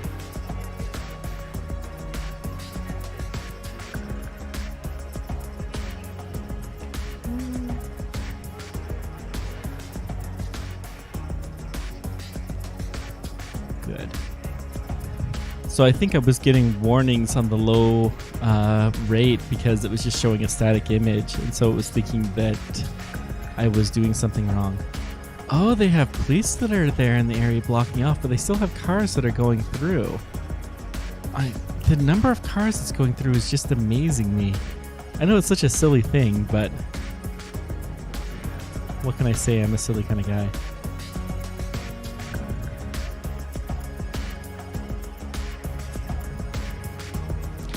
Whoa. The number of cars that are trying to get in the area and are blocked off. Haha. Should have listened to Tim Dodd. Don't go there, man. You're not going to be able to get in. How many people do you say is there? Maybe a couple hundred? Oh yeah. Any questions? Oh yeah, questions? So, okay, I'm going to turn down my Yeah. volume again. Hi, Elon. Irene Klotz with Aviation Week. Can you hear me? yep. Thank you for the overview. Can you tell us a little bit more details about the flight test program for this and the Mark II? Actually, can we just turn the music off? I can't quite hear because there's music playing. Oh, excellent. No, I'm sorry. Could you probably just say that again? Yes, thank you. Can you talk a little bit more details about the flight test program for both this Mark I and the Mark II vehicle in Florida, and what the progression is to get to orbital flight and then a test flight or a commercial mission with the full vehicle? Sure. Thanks. So, yep, with any development into uncharted territory, it is difficult to predict these things with precision. But I do think things are going to move very fast. So our plan is in basically 1 to 2 months to do the 20-kilometer or 65-foot flight with Starship Mark I. Our next flight after that might actually just be all the way to orbit with a booster and the ship. I'm giving you just literally stream of consciousness here. Most likely we would not fly to orbit with Mark I, but we would fly to orbit with Mark III, which will be built after Mark I right here. In fact, we'll start building it in about a month. So, yeah. And actually, so sorry to say this mid-question, but I did want to make sure to thank Yusaku Miyazawa for his great support. Yeah, he's awesome. Yusak 2020, that's his handle. That's a great handle. Anyway, he's a super cool dude, and he's like, you know, putting a lot of serious resources to helping out Starship. So I want to thank him very much for that. Anyway, so yeah, just to frame things, we are going to be building ships and boosters at both Boca and the Cape as fast as we can. And each successive, yeah, absolutely. I mean, it's going to be really nutty to see a bunch of these things. I mean, not just one, but a whole stack of them. And we're improving both the design and the manufacturing method exponentially. So, for example, with the current way that we build the way that Mark I and Mark II cylindrical sections were built was in with basically plates. So a series of plates to create each cylinder section. With Mark III and beyond, we will literally take the coil of steel from the mill, unspool it, change the curvature to a 9-meter diameter, and do a single seam weld. And it would also be thinner, which makes it lighter and cheaper. So the rate at which we will be building ships is going to be quite crazy by space standards. I think we'll probably have Mark II built within a couple of months or less, and Mark III maybe 3 months, that type of thing. Mark IV, 4 months, maybe 5 months. And we would seek to go to orbit with probably Mark IV or Mark V. So we would, I mean, this is going to sound totally nuts, but I think we want to try to reach orbit in less than 6 months. Wow. I mean, provided the rate of design improvement and manufacturing improvement continues to be exponential, I think that is, accurate to within a few months. Yeah. Hi, Elon. My name is Steve Clark. I'm with the Brownsville Herald. Back in September 2014 at the groundbreaking, you said that the first crewed interplanetary mission could possibly leave. Yes. Can you hear me? Could possibly leave from Boca Chica. Do you think that's still the case? Yes, that is, I think, definitely possible that the first crewed mission on Starship could leave from Boca. We actually are internally competing the Cape and Boca. So I think both places will, to the best of my knowledge, both places will launch crewed missions. So I think it is extremely likely that we will launch crewed missions from Boca, and there is at least a 50% chance that it is the first mission. Yeah. Thank you very much. Hey Elon, Tim Dodd, the Everyday Astronaut. Hey, how are you? How's it going? Good. Yeah. You have great questions online. Thanks, you have great answers. Yeah, welcome. So that belly flop to tail down maneuver, I Yeah. mean, that's something to see. Is that first one, this one right here, 20 kilometers, is it going to come in that hot and do that flip that fast right here, or is it going to be out on the drone ship? Like, that's No, crazy. it's basically right where Hopper took off. Yeah. That's basically where it's going to take off. Within very close to where it's just right over there. So yeah, that maneuver that you saw, it will execute now. When we get to, I think maybe Mark 3, certainly Mark 4, I think probably that will be a good time to transition to hot gas thrusters from cold gas thrusters. So using essentially compressed nitrogen gas as the cold gas thruster is a pretty low ISP, sort of 60, 70 if you're very lucky, but very closer to 60. With methox thruster, you can get, without really even trying hard, 300 ISP. Even if you just film cool the walls, without even regen cooling. If you regen cool it, 350, no problem, 360 even. So you're talking about something that's then 5 or 6 times the mass efficiency of the nitrogen thrusters that are on Mach 1. And if you have thrusters of that efficiency, then we don't need to use the Raptors to correct the horizontal velocity. Because right now it's actually, when the Raptors fire, the Raptors kick it over, but they actually accelerate the vehicle in the wrong direction. Then they have to overcorrect and then come back. Whereas if you have strong enough thrusters, you can just, using the onboard maneuvering thrusters without lighting the main engines, you can just go kick it hard, light the engine, land. That'd be, that's better.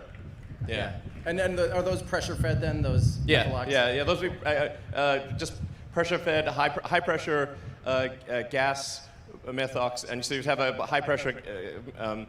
CH4 bottle, high pressure O2 bottle, and then the great thing is like those they don't care what attitude you're at.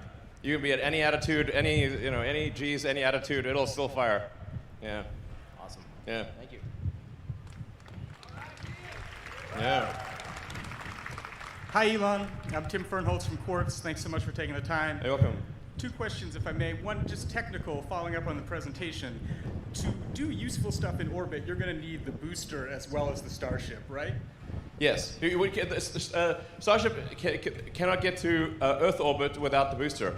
But anywhere except Earth, pretty much. Well, not counting Venus. But like the Mars or the Moon, the ship, provided you have a propellant plant on Mars or Moon, the ship can easily get a single stage from the surface of the Moon all the way to the surface of Earth without a booster. So that shows you how deep, like Earth has a deep gravity well and a thick atmosphere. But definitely cannot, if we really went crazy light, you could probably do single stage to orbit non-reusable with the ship. But that would be pointless. Elon, I just wanted to ask, NASA Administrator Jim Bridenstine had a tweet last night about this presentation. He's concerned, I guess, about enthusiasm for SpaceX's various programs. I'm just curious if you have any comment or response to that. Yeah, we, for sure, from a SpaceX resource standpoint, our resources are overwhelmingly on Falcon and Dragon. That is, to be clear, it was really quite a small percentage of SpaceX that did this. Starship, less than 5% of the company, basically. The really hard part that requires a lot of resources is optimizing something past the initial prototype phase and bringing it into volume production. So to be clear, like the vast majority of our resources are on Dragon and Falcon, especially Crew Dragon. Thank you. Yeah. That's the right answer. Hey, Elon. Chris Gebhardt with NASA Spaceflight. How do you guys envision keeping the methane and oxygen inside the tanks from boiling off in any significant quantity during a multi-month interplanetary trip to Mars? And on a more Earth-grounded question, what's your contamination mitigation strategy since these things are being built outside in the elements and not in a factory? Well, these are pretty far in the distance questions. These questions are relevant, but in the future years. Keeping the landing propellant cold on the way to Mars is a lot easier than it may seem, because you can essentially vacuum, just like you'd keep cryogenic propellant stored on Earth for long periods of time. You vacuum jacket it. We would essentially have header tanks that are bigger than these header tanks and vent them to vacuum. So you would just basically have a tank inside a tank with multi-layer insulation, and this way you can keep things cryogenic for months, no problem. It requires very little energy to. You don't even really need to worry about boil off. You could apply some energy to cryo-cool it, but you don't really need to. You'd have a tiny amount of boil off. In vacuum, things are kind of weird. They're not like on Earth because you have no convective cooling, really, in 0G. So you actually have the sun side of your rocket is very hot, and the not sun side of your rocket is at 3 degrees Kelvin. So it's super cold. So you just like keep your cold stuff on the cold side and the hot stuff on the hot side, and this is not a problem to manage. For the long-term stuff for sort of what's called contamination of Mars, I think this concern, first of all, we'll do everything we can to mitigate it, obviously. But at the end of the day, if you're going to send people to Mars, that's a pretty big contaminant, But I really don't think that some Earth-based bacterium is going to be able to migrate much through Mars. The thing that makes Mars very difficult is that it is both cold and has high ultraviolet. So if it was either cold or ultraviolet, you could evolve to deal with it. But the cold slows down metabolic processes, and then the ultraviolet shreds the DNA. So you're cold and shredded. This is very difficult for things to exist on the surface of Mars, and that's why we have not found any traces of life on the surface of Mars to date. If there is any life, it'll be very deep underground, and I think very resilient. Yeah. Cool. Thank you. All right.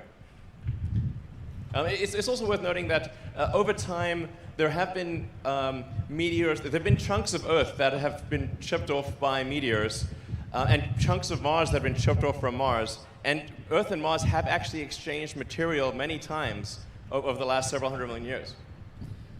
Hey, Elon, it's Chris Davenport from the Washington Post. Hey. Curious about your vision for this area. I mean, when you drive by and you see this, it's surreal. This is surreal. Yeah, but I know your vision isn't maybe like a government launch site, like a Cape Canaveral. But what does this look like a private, operational, commercial spaceport? Yeah, I mean, it will definitely get fancier than it currently is, because the reason it's not fancier is just because it would have taken too long to build the buildings. So since it was going to take so long to build the buildings, we just built it outside. Yeah, this is like my new thing is management by rhyming. If the schedule's long, it's wrong, and if it's tight, it's right. Yeah. It works. SR-71, fastest plane in history ever. It's also the coolest plane ever. It had no anti-missile defenses except one: accelerate. Yeah. And zero. They tried to shoot it down many times. 0 successes. Can you just give us a quick sense of what you think this area will look like in, say, 10 years when you are flying crews? Oh, I think it'll be like a lot more buildings and a lot more stuff. Like way more stuff than is currently here. As you can tell, the wind is really quite vigorous. Like one of the things that I think will be quite important to have locally is propellant production. So trucking massive, thousands of tons of liquid oxygen to the site doesn't make a ton of sense. We should really produce the liquid oxygen here. Some and by the way, power, we have gaseous oxygen in the atmosphere, so we basically just need electricity. I forgot to mention, one of the things over time is, like for the propellant production on Mars will be completely renewable because we will use solar panels, pull the CO2 out of the atmosphere. Mars is a primarily CO2 atmosphere. Get the H2O, the water, from the ice. Mars has a massive amount of ice. You combine H2O and CO2, and you get CH4 and O2. There's a very long understood process of run it over ruthenium catalyst. This is a Sabatier process to create CH4 and O2 out of CO2 and H2O. And that same system that we developed for Mars will long-term be used on Earth. So long-term, this is like, long-term we will produce the propellant for the rockets using solar power. And pull the CO2 from Earth's atmosphere, use water, combine that to create CH4 and O2 on Earth. And so the long-term outcome will be quite sustainable and renewable for Earth and Mars. Jeff Faust of Space News. You spent a lot of time this summer working with the FAA getting approval to do a single Starhopper flight to 150 meters. Now you're talking about flying a much bigger vehicle to much higher altitudes and ultimately flying to orbit. Where are you in the FAA in terms of getting approval for that? And will those flight opportunities be able to coexist with, say, the local residents around here? Yeah, I mean, I'd say the FAA administrator for space has been excellent to work with. Very forward-leaning. Really, I would just like to say thanks to the FAA for their support, actually. I mean, really, there's, minimal delays related to regulatory activity, and they've been really very reasonable, and so, the support's very much appreciated. So, I think the FAA asks, good questions and wants to make sure things are safe, as do we. And so we're going to make sure that the risk to the public is extremely, vanishingly small, almost nothing, basically. So, it's the same sort of thing that we've had that we deal with on Falcon 9 and Dragon, and has gone very well, for the 17 years that SpaceX has been around. So I feel pretty optimistic about things. I don't see any fundamental obstacles. We are working with the residents of Boca Chica Village because we think over time it's going to be quite disruptive to living in Boca Chica Village because it'll end up needing to get cleared for safety a lot of times. So I'd say probably not very, there would be just not very comforting to the Boca Chica Village. I think the actual danger to Boca Chica Village is low, but it's not tiny. So therefore, we want super tiny risk. So probably over time, better to buy out the villages, and we've made an offer to that effect. Yeah. Thank you, Elon. It's Tarek Malik from Space.com, and I was curious with the design update here if 100-person crew size for base flights is still kind of the target now, and how the life support. Sorry, could you talk a bit louder? The wind is like howling in my ear, unfortunately. Sure.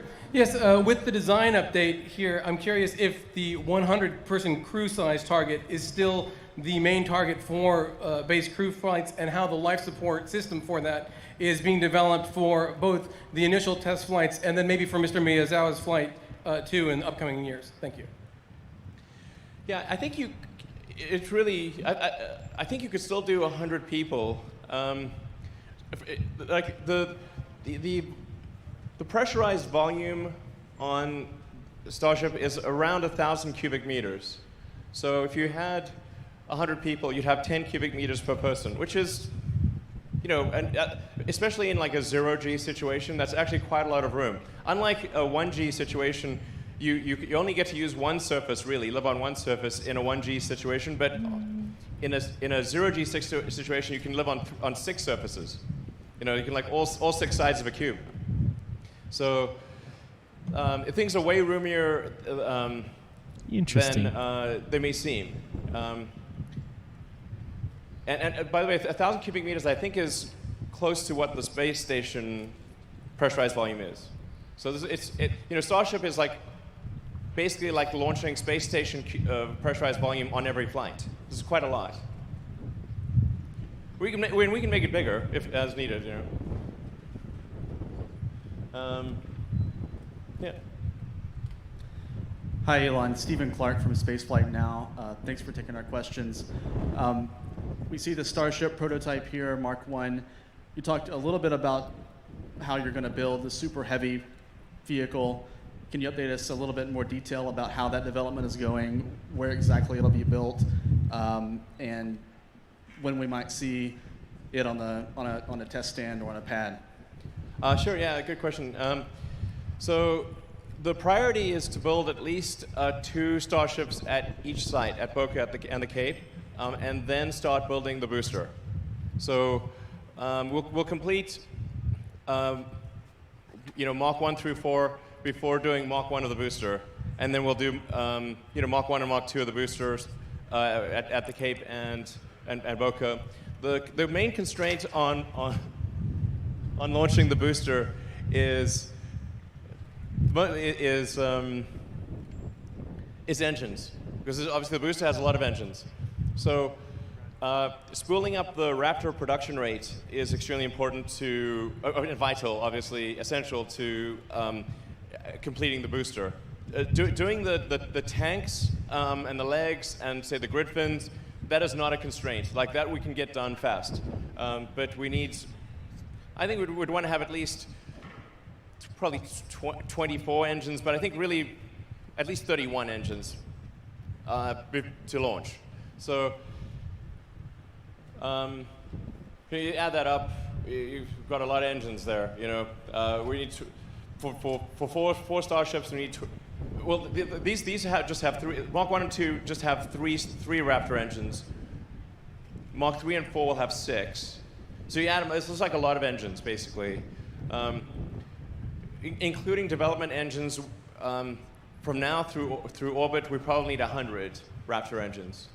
And our production rates right now is maybe one every sort of 8 to 10 days.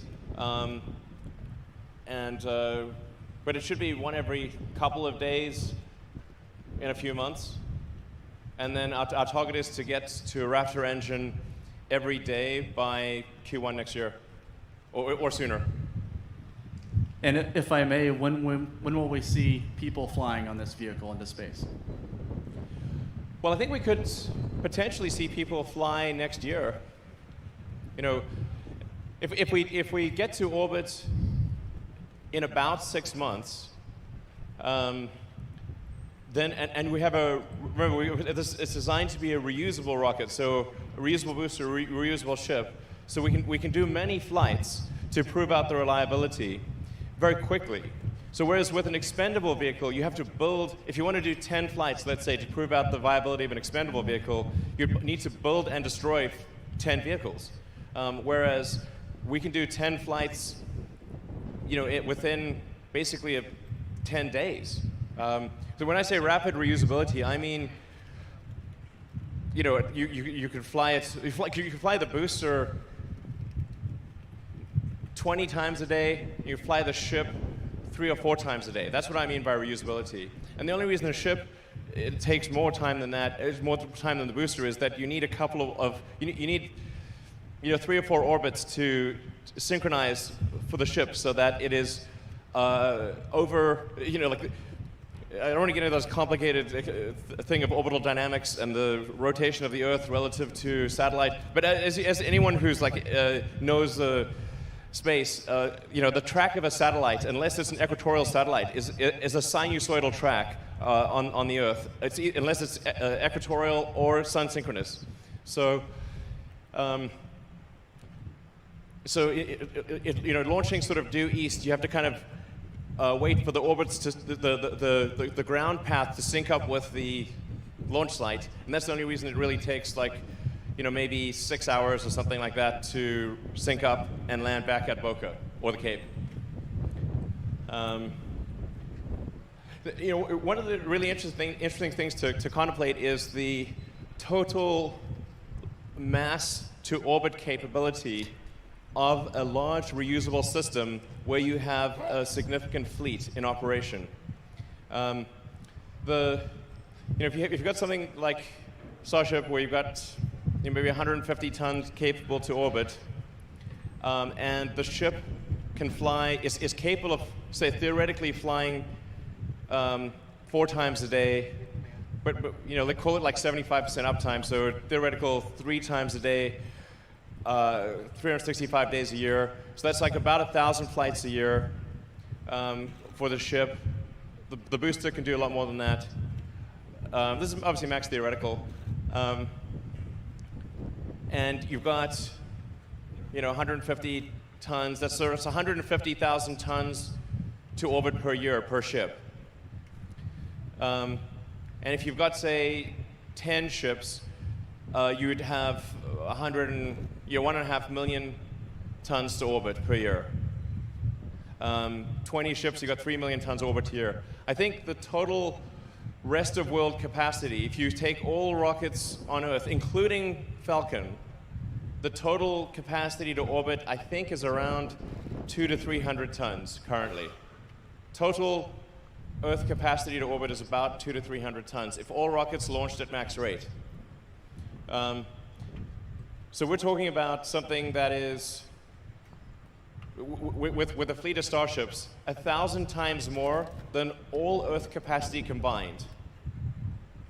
All other rockets combined would be 0.1%, including ours. But you kind of need that if you're going to build a city on Mars. So it's got to be done. It's got to be done. It's got to be done. Elon, hi, it's Bill Harwood with CBS News. I just wanted to follow up on an earlier question about life support systems, because that's not trivial, and obviously you're building a very sophisticated piece of hardware. Are you thinking about closed loop regenerative systems? Are you thinking about developing these in-house, or are you looking at designs that already exist on space station, for example? And what are you shooting for initially? I know you're not going to be launching 100 people on your first flight, but what sort of a crew complement can we expect on those initial test flights, and how sophisticated does that life support system need to be? Thanks. Yeah, I think for sure you'd want to have a regenerative life support system. So that just means you're recycling everything. That's for sure important if you're on a several months journey to Mars and then you're on the surface for 18 months. Regenerative is a kind of a necessity.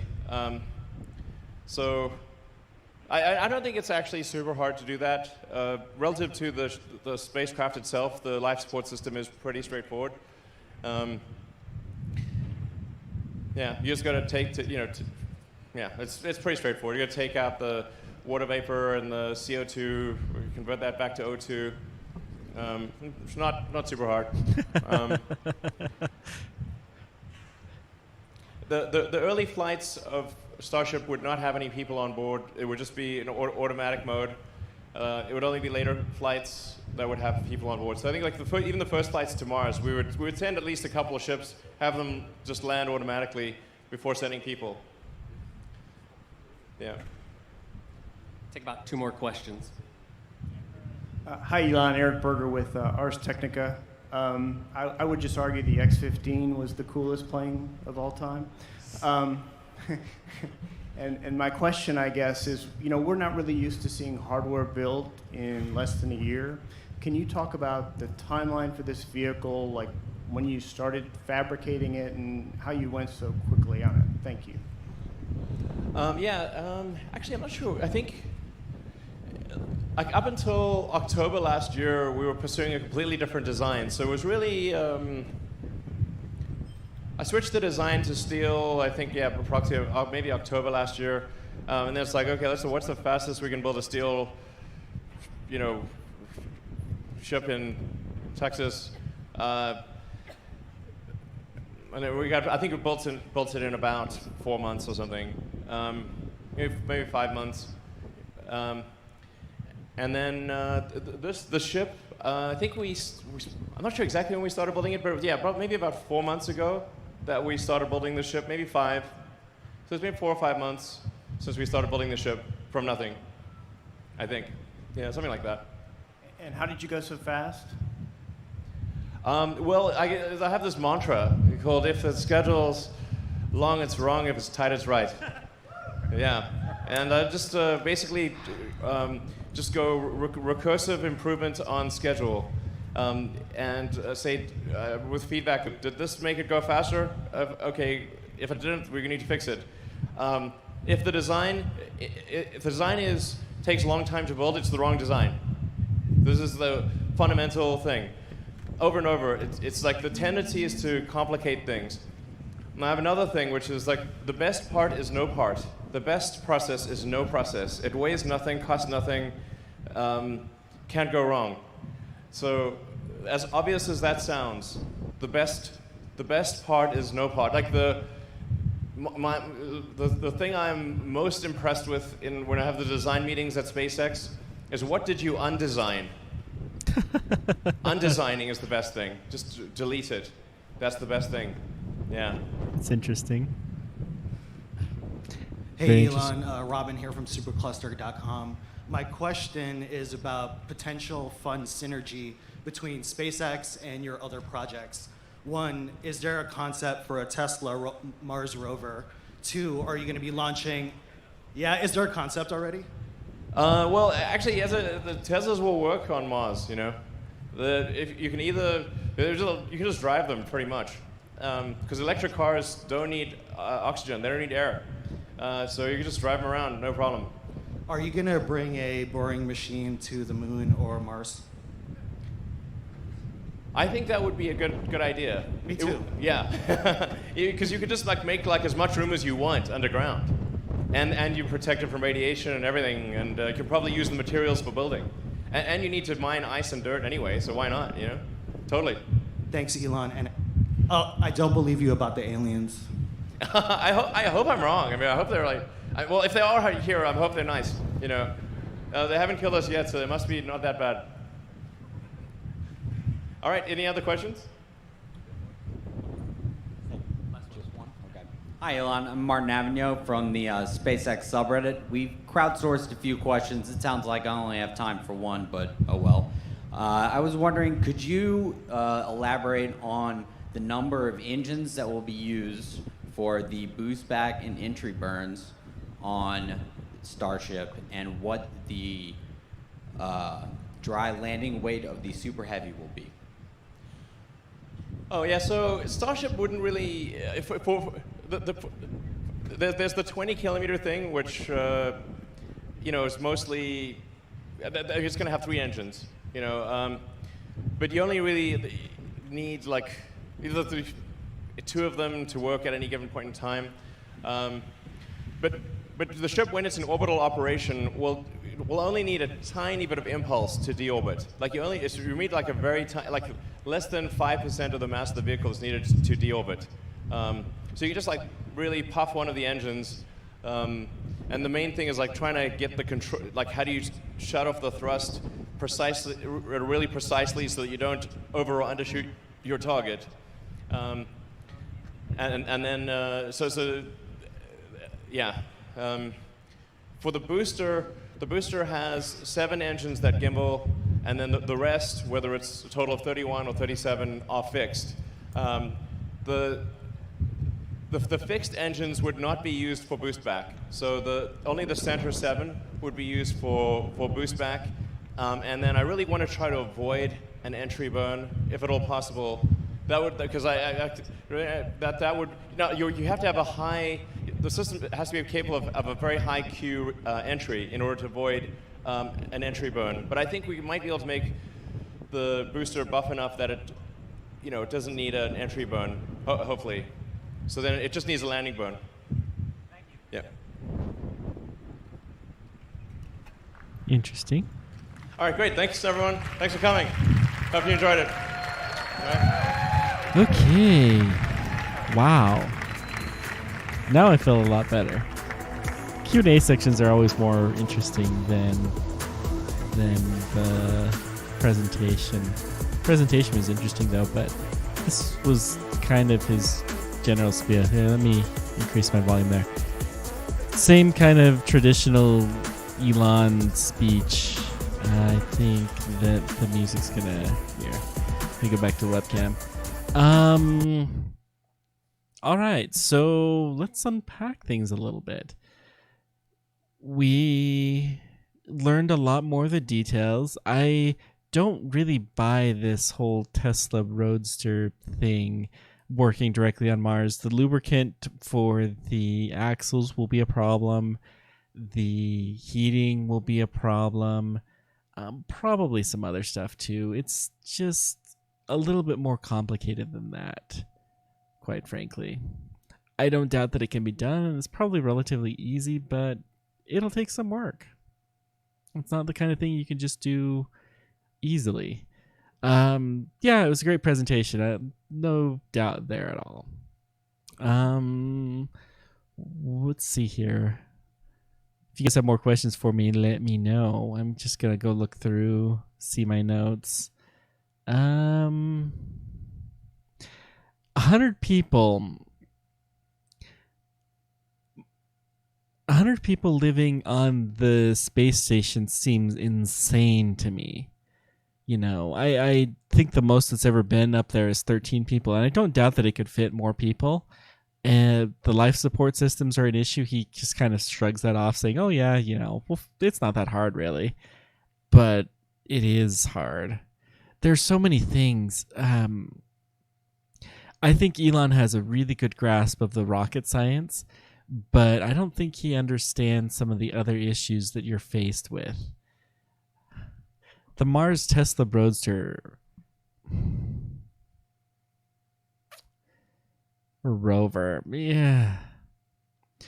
The materials wouldn't work that. I mean, you could just make a metal seats or whatever and it would work, but there's so much more.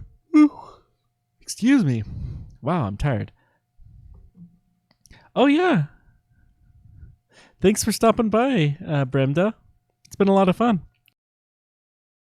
I'll have to try and do this kind of thing more often. If nothing else, I have a Discord server where you can have conversations like this. Let me post a link in the chat to that. I need to make sure that it's in my little blurbs that I post because I don't always include it. But, you know, I have these kind of discussions all the time.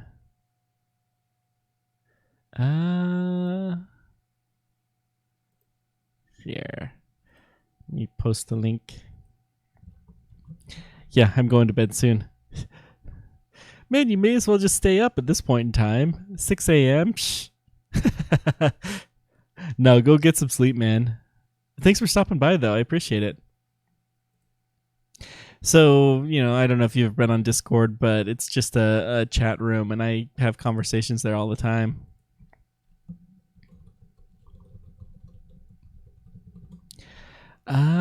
What other things are there? Let's see here. Do I expect the aerodynamics to work out? Honestly, yes.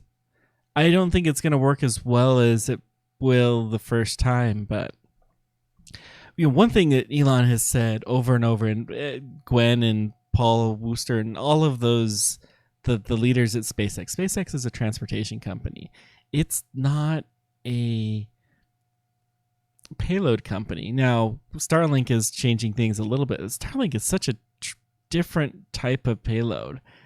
It amazes me how they deployed it by basically rotating the rocket end over end and releasing all of them off at once. That's just an insane way to do that kind of deployment. But it worked for most of them. A few of them didn't suffer.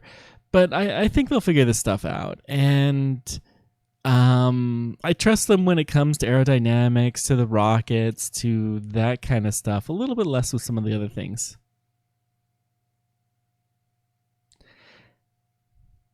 But yeah, I think they'll figure it out. Yeah, okay. So I've been on a number of cruises, right? And so I bet you your typical stateroom for an interior stateroom for a cruise is what? It's the size of a queen size bed plus a few feet in each direction and a little bit for the bathroom. So the entire thing is the cabins are 3 meters by 3 meters by maybe 5. Now, you wouldn't have to have it be quite as tall necessarily, but it's gonna be interesting to say the least.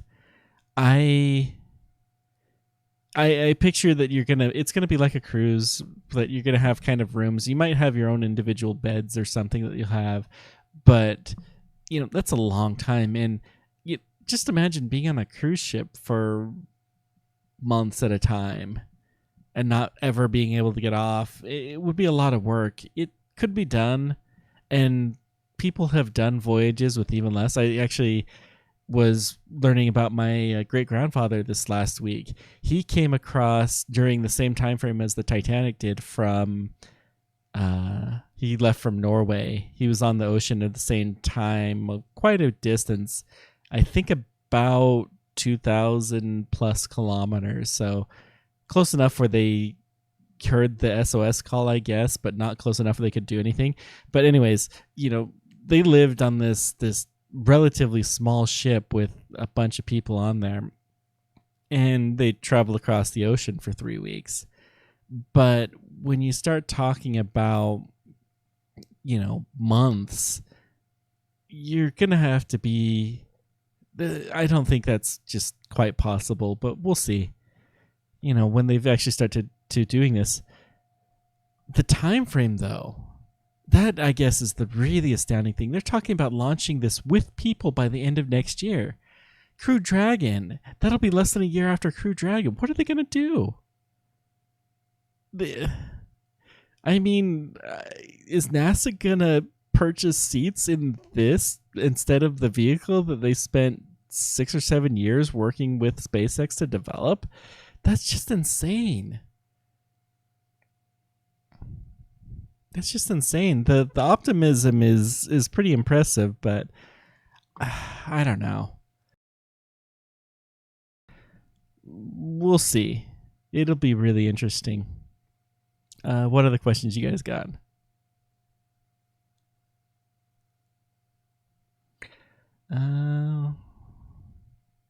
Man. This whole thing, by the time that this next one comes, so Starship should be launching to orbit in 6 months.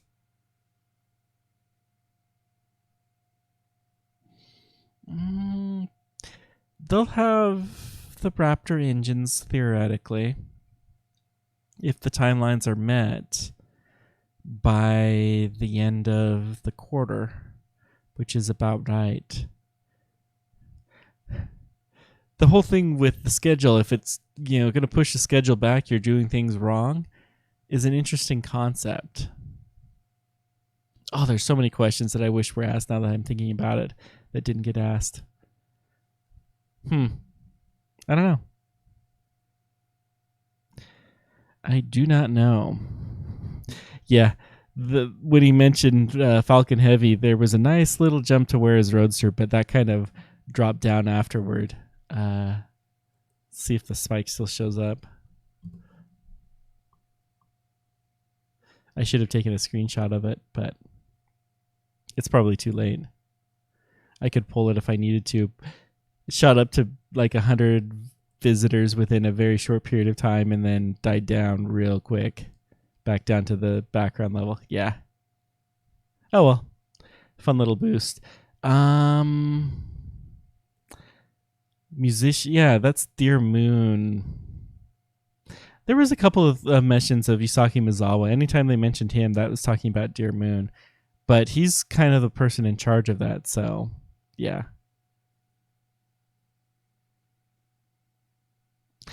So, Alan, when you were on this 32-foot sailboat, how many people were in there?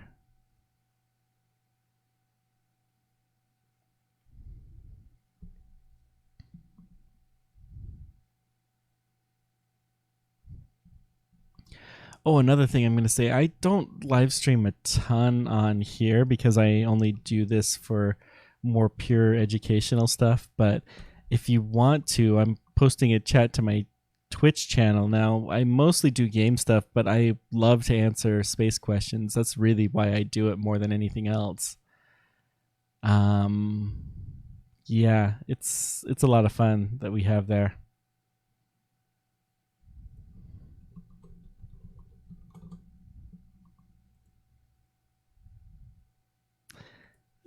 Yeah, so it would be a lot more cramped than that. I mean, these so-called tiny homes are what, like 300 square feet or something. So that's 10 square meters times 3. Yeah, it's like living in a tiny home without being able to go outside at all. But having a whole bunch of other tiny homes that are nearby, it'd be a mess. Maybe they'll pull it off. I don't know. And there's so many things that you're going to have, like exercise equipment. You're going to have a gym. That's essential for this kind of mission because you have to exercise if you're going to be in space for any length of time because you don't have gravity. Just, walking around here, you're getting exercise, but that doesn't really happen when you're in space. What else we got? Let me see if there's some fun stuff. Oh boy. I answered a question.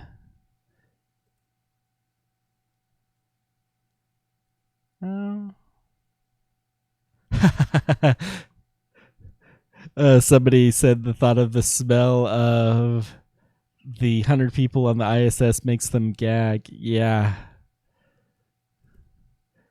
Now, granted, I've never been to the ISS, but I can't imagine it's that big of a structure. They do have some space, though.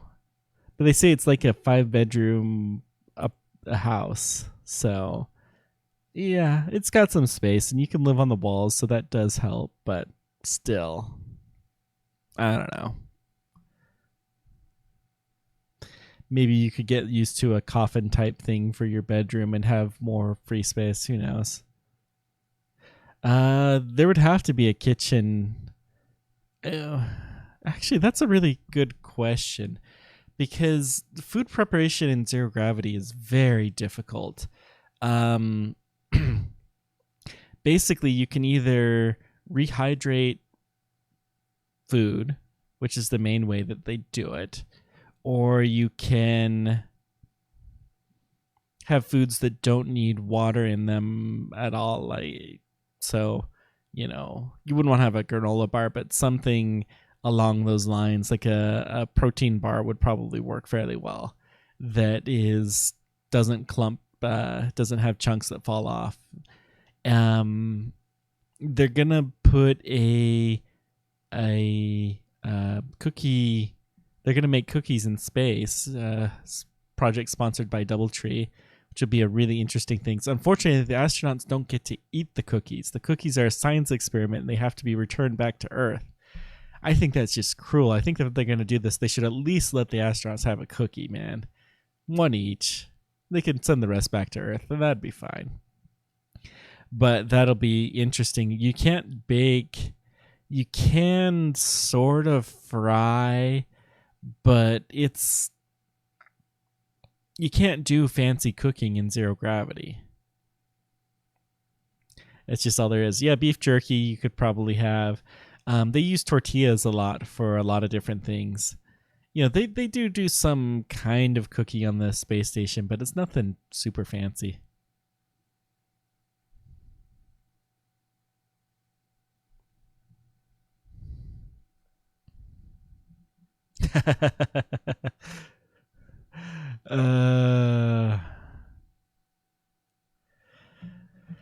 Let's see. What other questions am I seeing coming across the internet where you guys can ask them?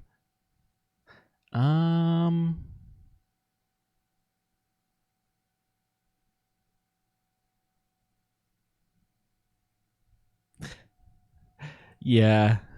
Tanya of Mars agrees with me that Mars rovers are complicated for many reasons and doubt a Tesla would survive very long on Mars. I agree.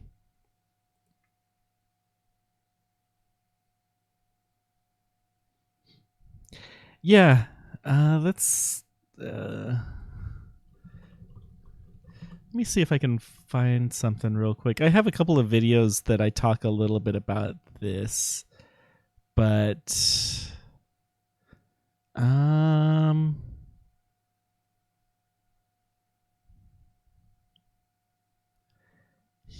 let me do this one. Hang on. Let me arrange my videos a little bit.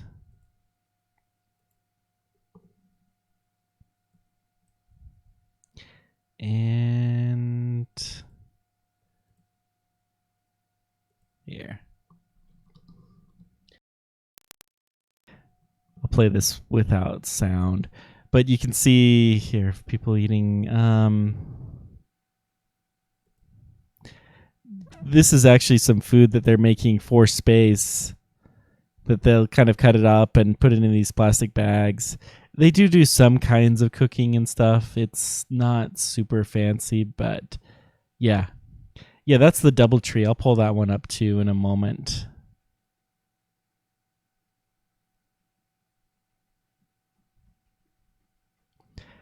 So they're taste testing the foods that'll be put on the space. I mean, it's amazing what they can do, but it's largely freeze-dried food for the fancier. Oh, Project Apollo. Wow. That's got to be something. Let me pull up the DoubleTree here. Give me a moment.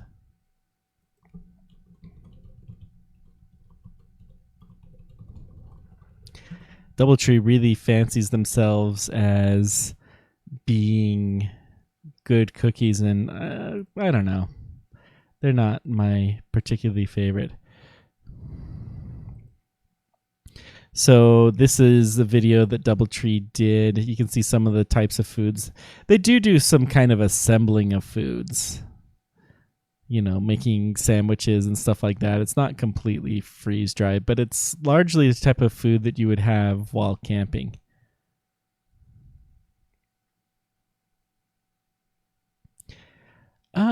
They could do that for Starship, but I don't know that they will.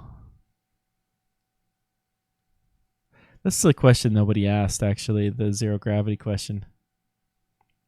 It must be awful when they have the astronauts in there in space.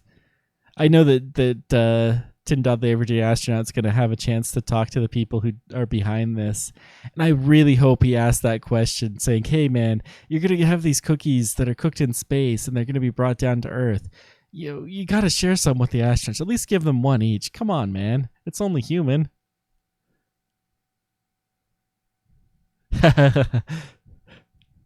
Yeah. I mean, I've done a video on how I think the Tesla Roadster is handling in space, and I don't think it's doing that great. But we'll see. And I don't think it could even drive even when they launched it. Oh, man. There's some things. Elon Musk is such a brilliant guy, but there's some things that he's just so clueless with sometimes.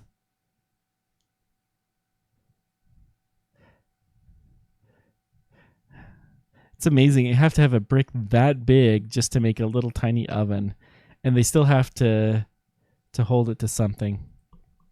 Anyways, enough of this. I'll have to go make cookies now. So for artificial gravity, you really want something that is huge. You want like 1/4 of a mile minimum. You know, 1/2 kilometer, because your body would get confused if the gravitational force at its feet was different than the gravitational force at its head. And in order to have that work, it works out that you want to be a difference of about 1% is considered acceptable. You may be able to get away with 2 or 3%, but take the height of an average person. Let's just be generous and giants like myself. Let's call 2 meters times 100. So you want to have it 200 meters in radius, 400 meters in diameter. The camera on the Roadster is not working and has not been working since 12 hours after launch. I have a video that I show what the view might look like. Of course, it has a lot more stars than Starman would really see, but if you check out on the channel, it's second most popular video on my channel. And it shows the roughly 80 some odd years worth of tracks that it's going to go through. Shows all of flybys of planets and whatnot. I did have to make the planets a little bit bigger because otherwise you wouldn't have been able to see them and it would have been a boring video. But it'll pass fairly close to videos, and it does do a very good job of showing what the zoom factor is at any particular point in time. So I concentrated on accuracy as much as I relatively easily could.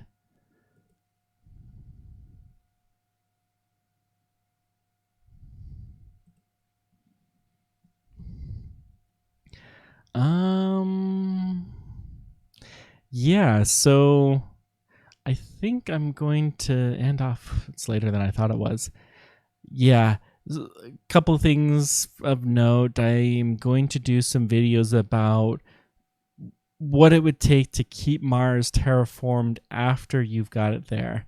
There's actually some pretty interesting ideas on how to make it work. I had a lot of people who said, hey, what about the lack of a magnetic field? Isn't that just going to destroy Mars's atmosphere? So why would you bother adding to it? And it didn't ring that true. I knew that it was going to be a time scale of at least thousands of years, but I wanted to see what the time scale actually was for such a thing. And so I've got a lot of research done into that. I hope to have that. Hopefully I can record it on Monday and get it out on Tuesday or Wednesday. And I'll probably do a video about this, about some of my thoughts after having thought about it for a little bit. We'll see how that goes. So, subscribe if you haven't already to the channel. I think most of you guys have that I've seen in the chat. And you can get access to all of those videos. And, I've mentioned my Twitch and Discord. I stream stuff on Twitch fairly often. So if you want to talk to me in real time about space exploration stuff, that's probably your best bet. It's a pretty good group of people who come in and watch there too. So, yeah. I think that's all I've got. Let me know what you think about this format and we can talk about it some more. I will try to make a better format, a better place for me to do this kind of videos in the future if this is something you're interested in. Thanks guys for everything. This has been amazing. There were more people who popped in here than I thought would. So it's been a lot of fun and pretty amazing stuff coming out of SpaceX these days. Thanks for everything, and until next time, keep on tracking. Take care, guys.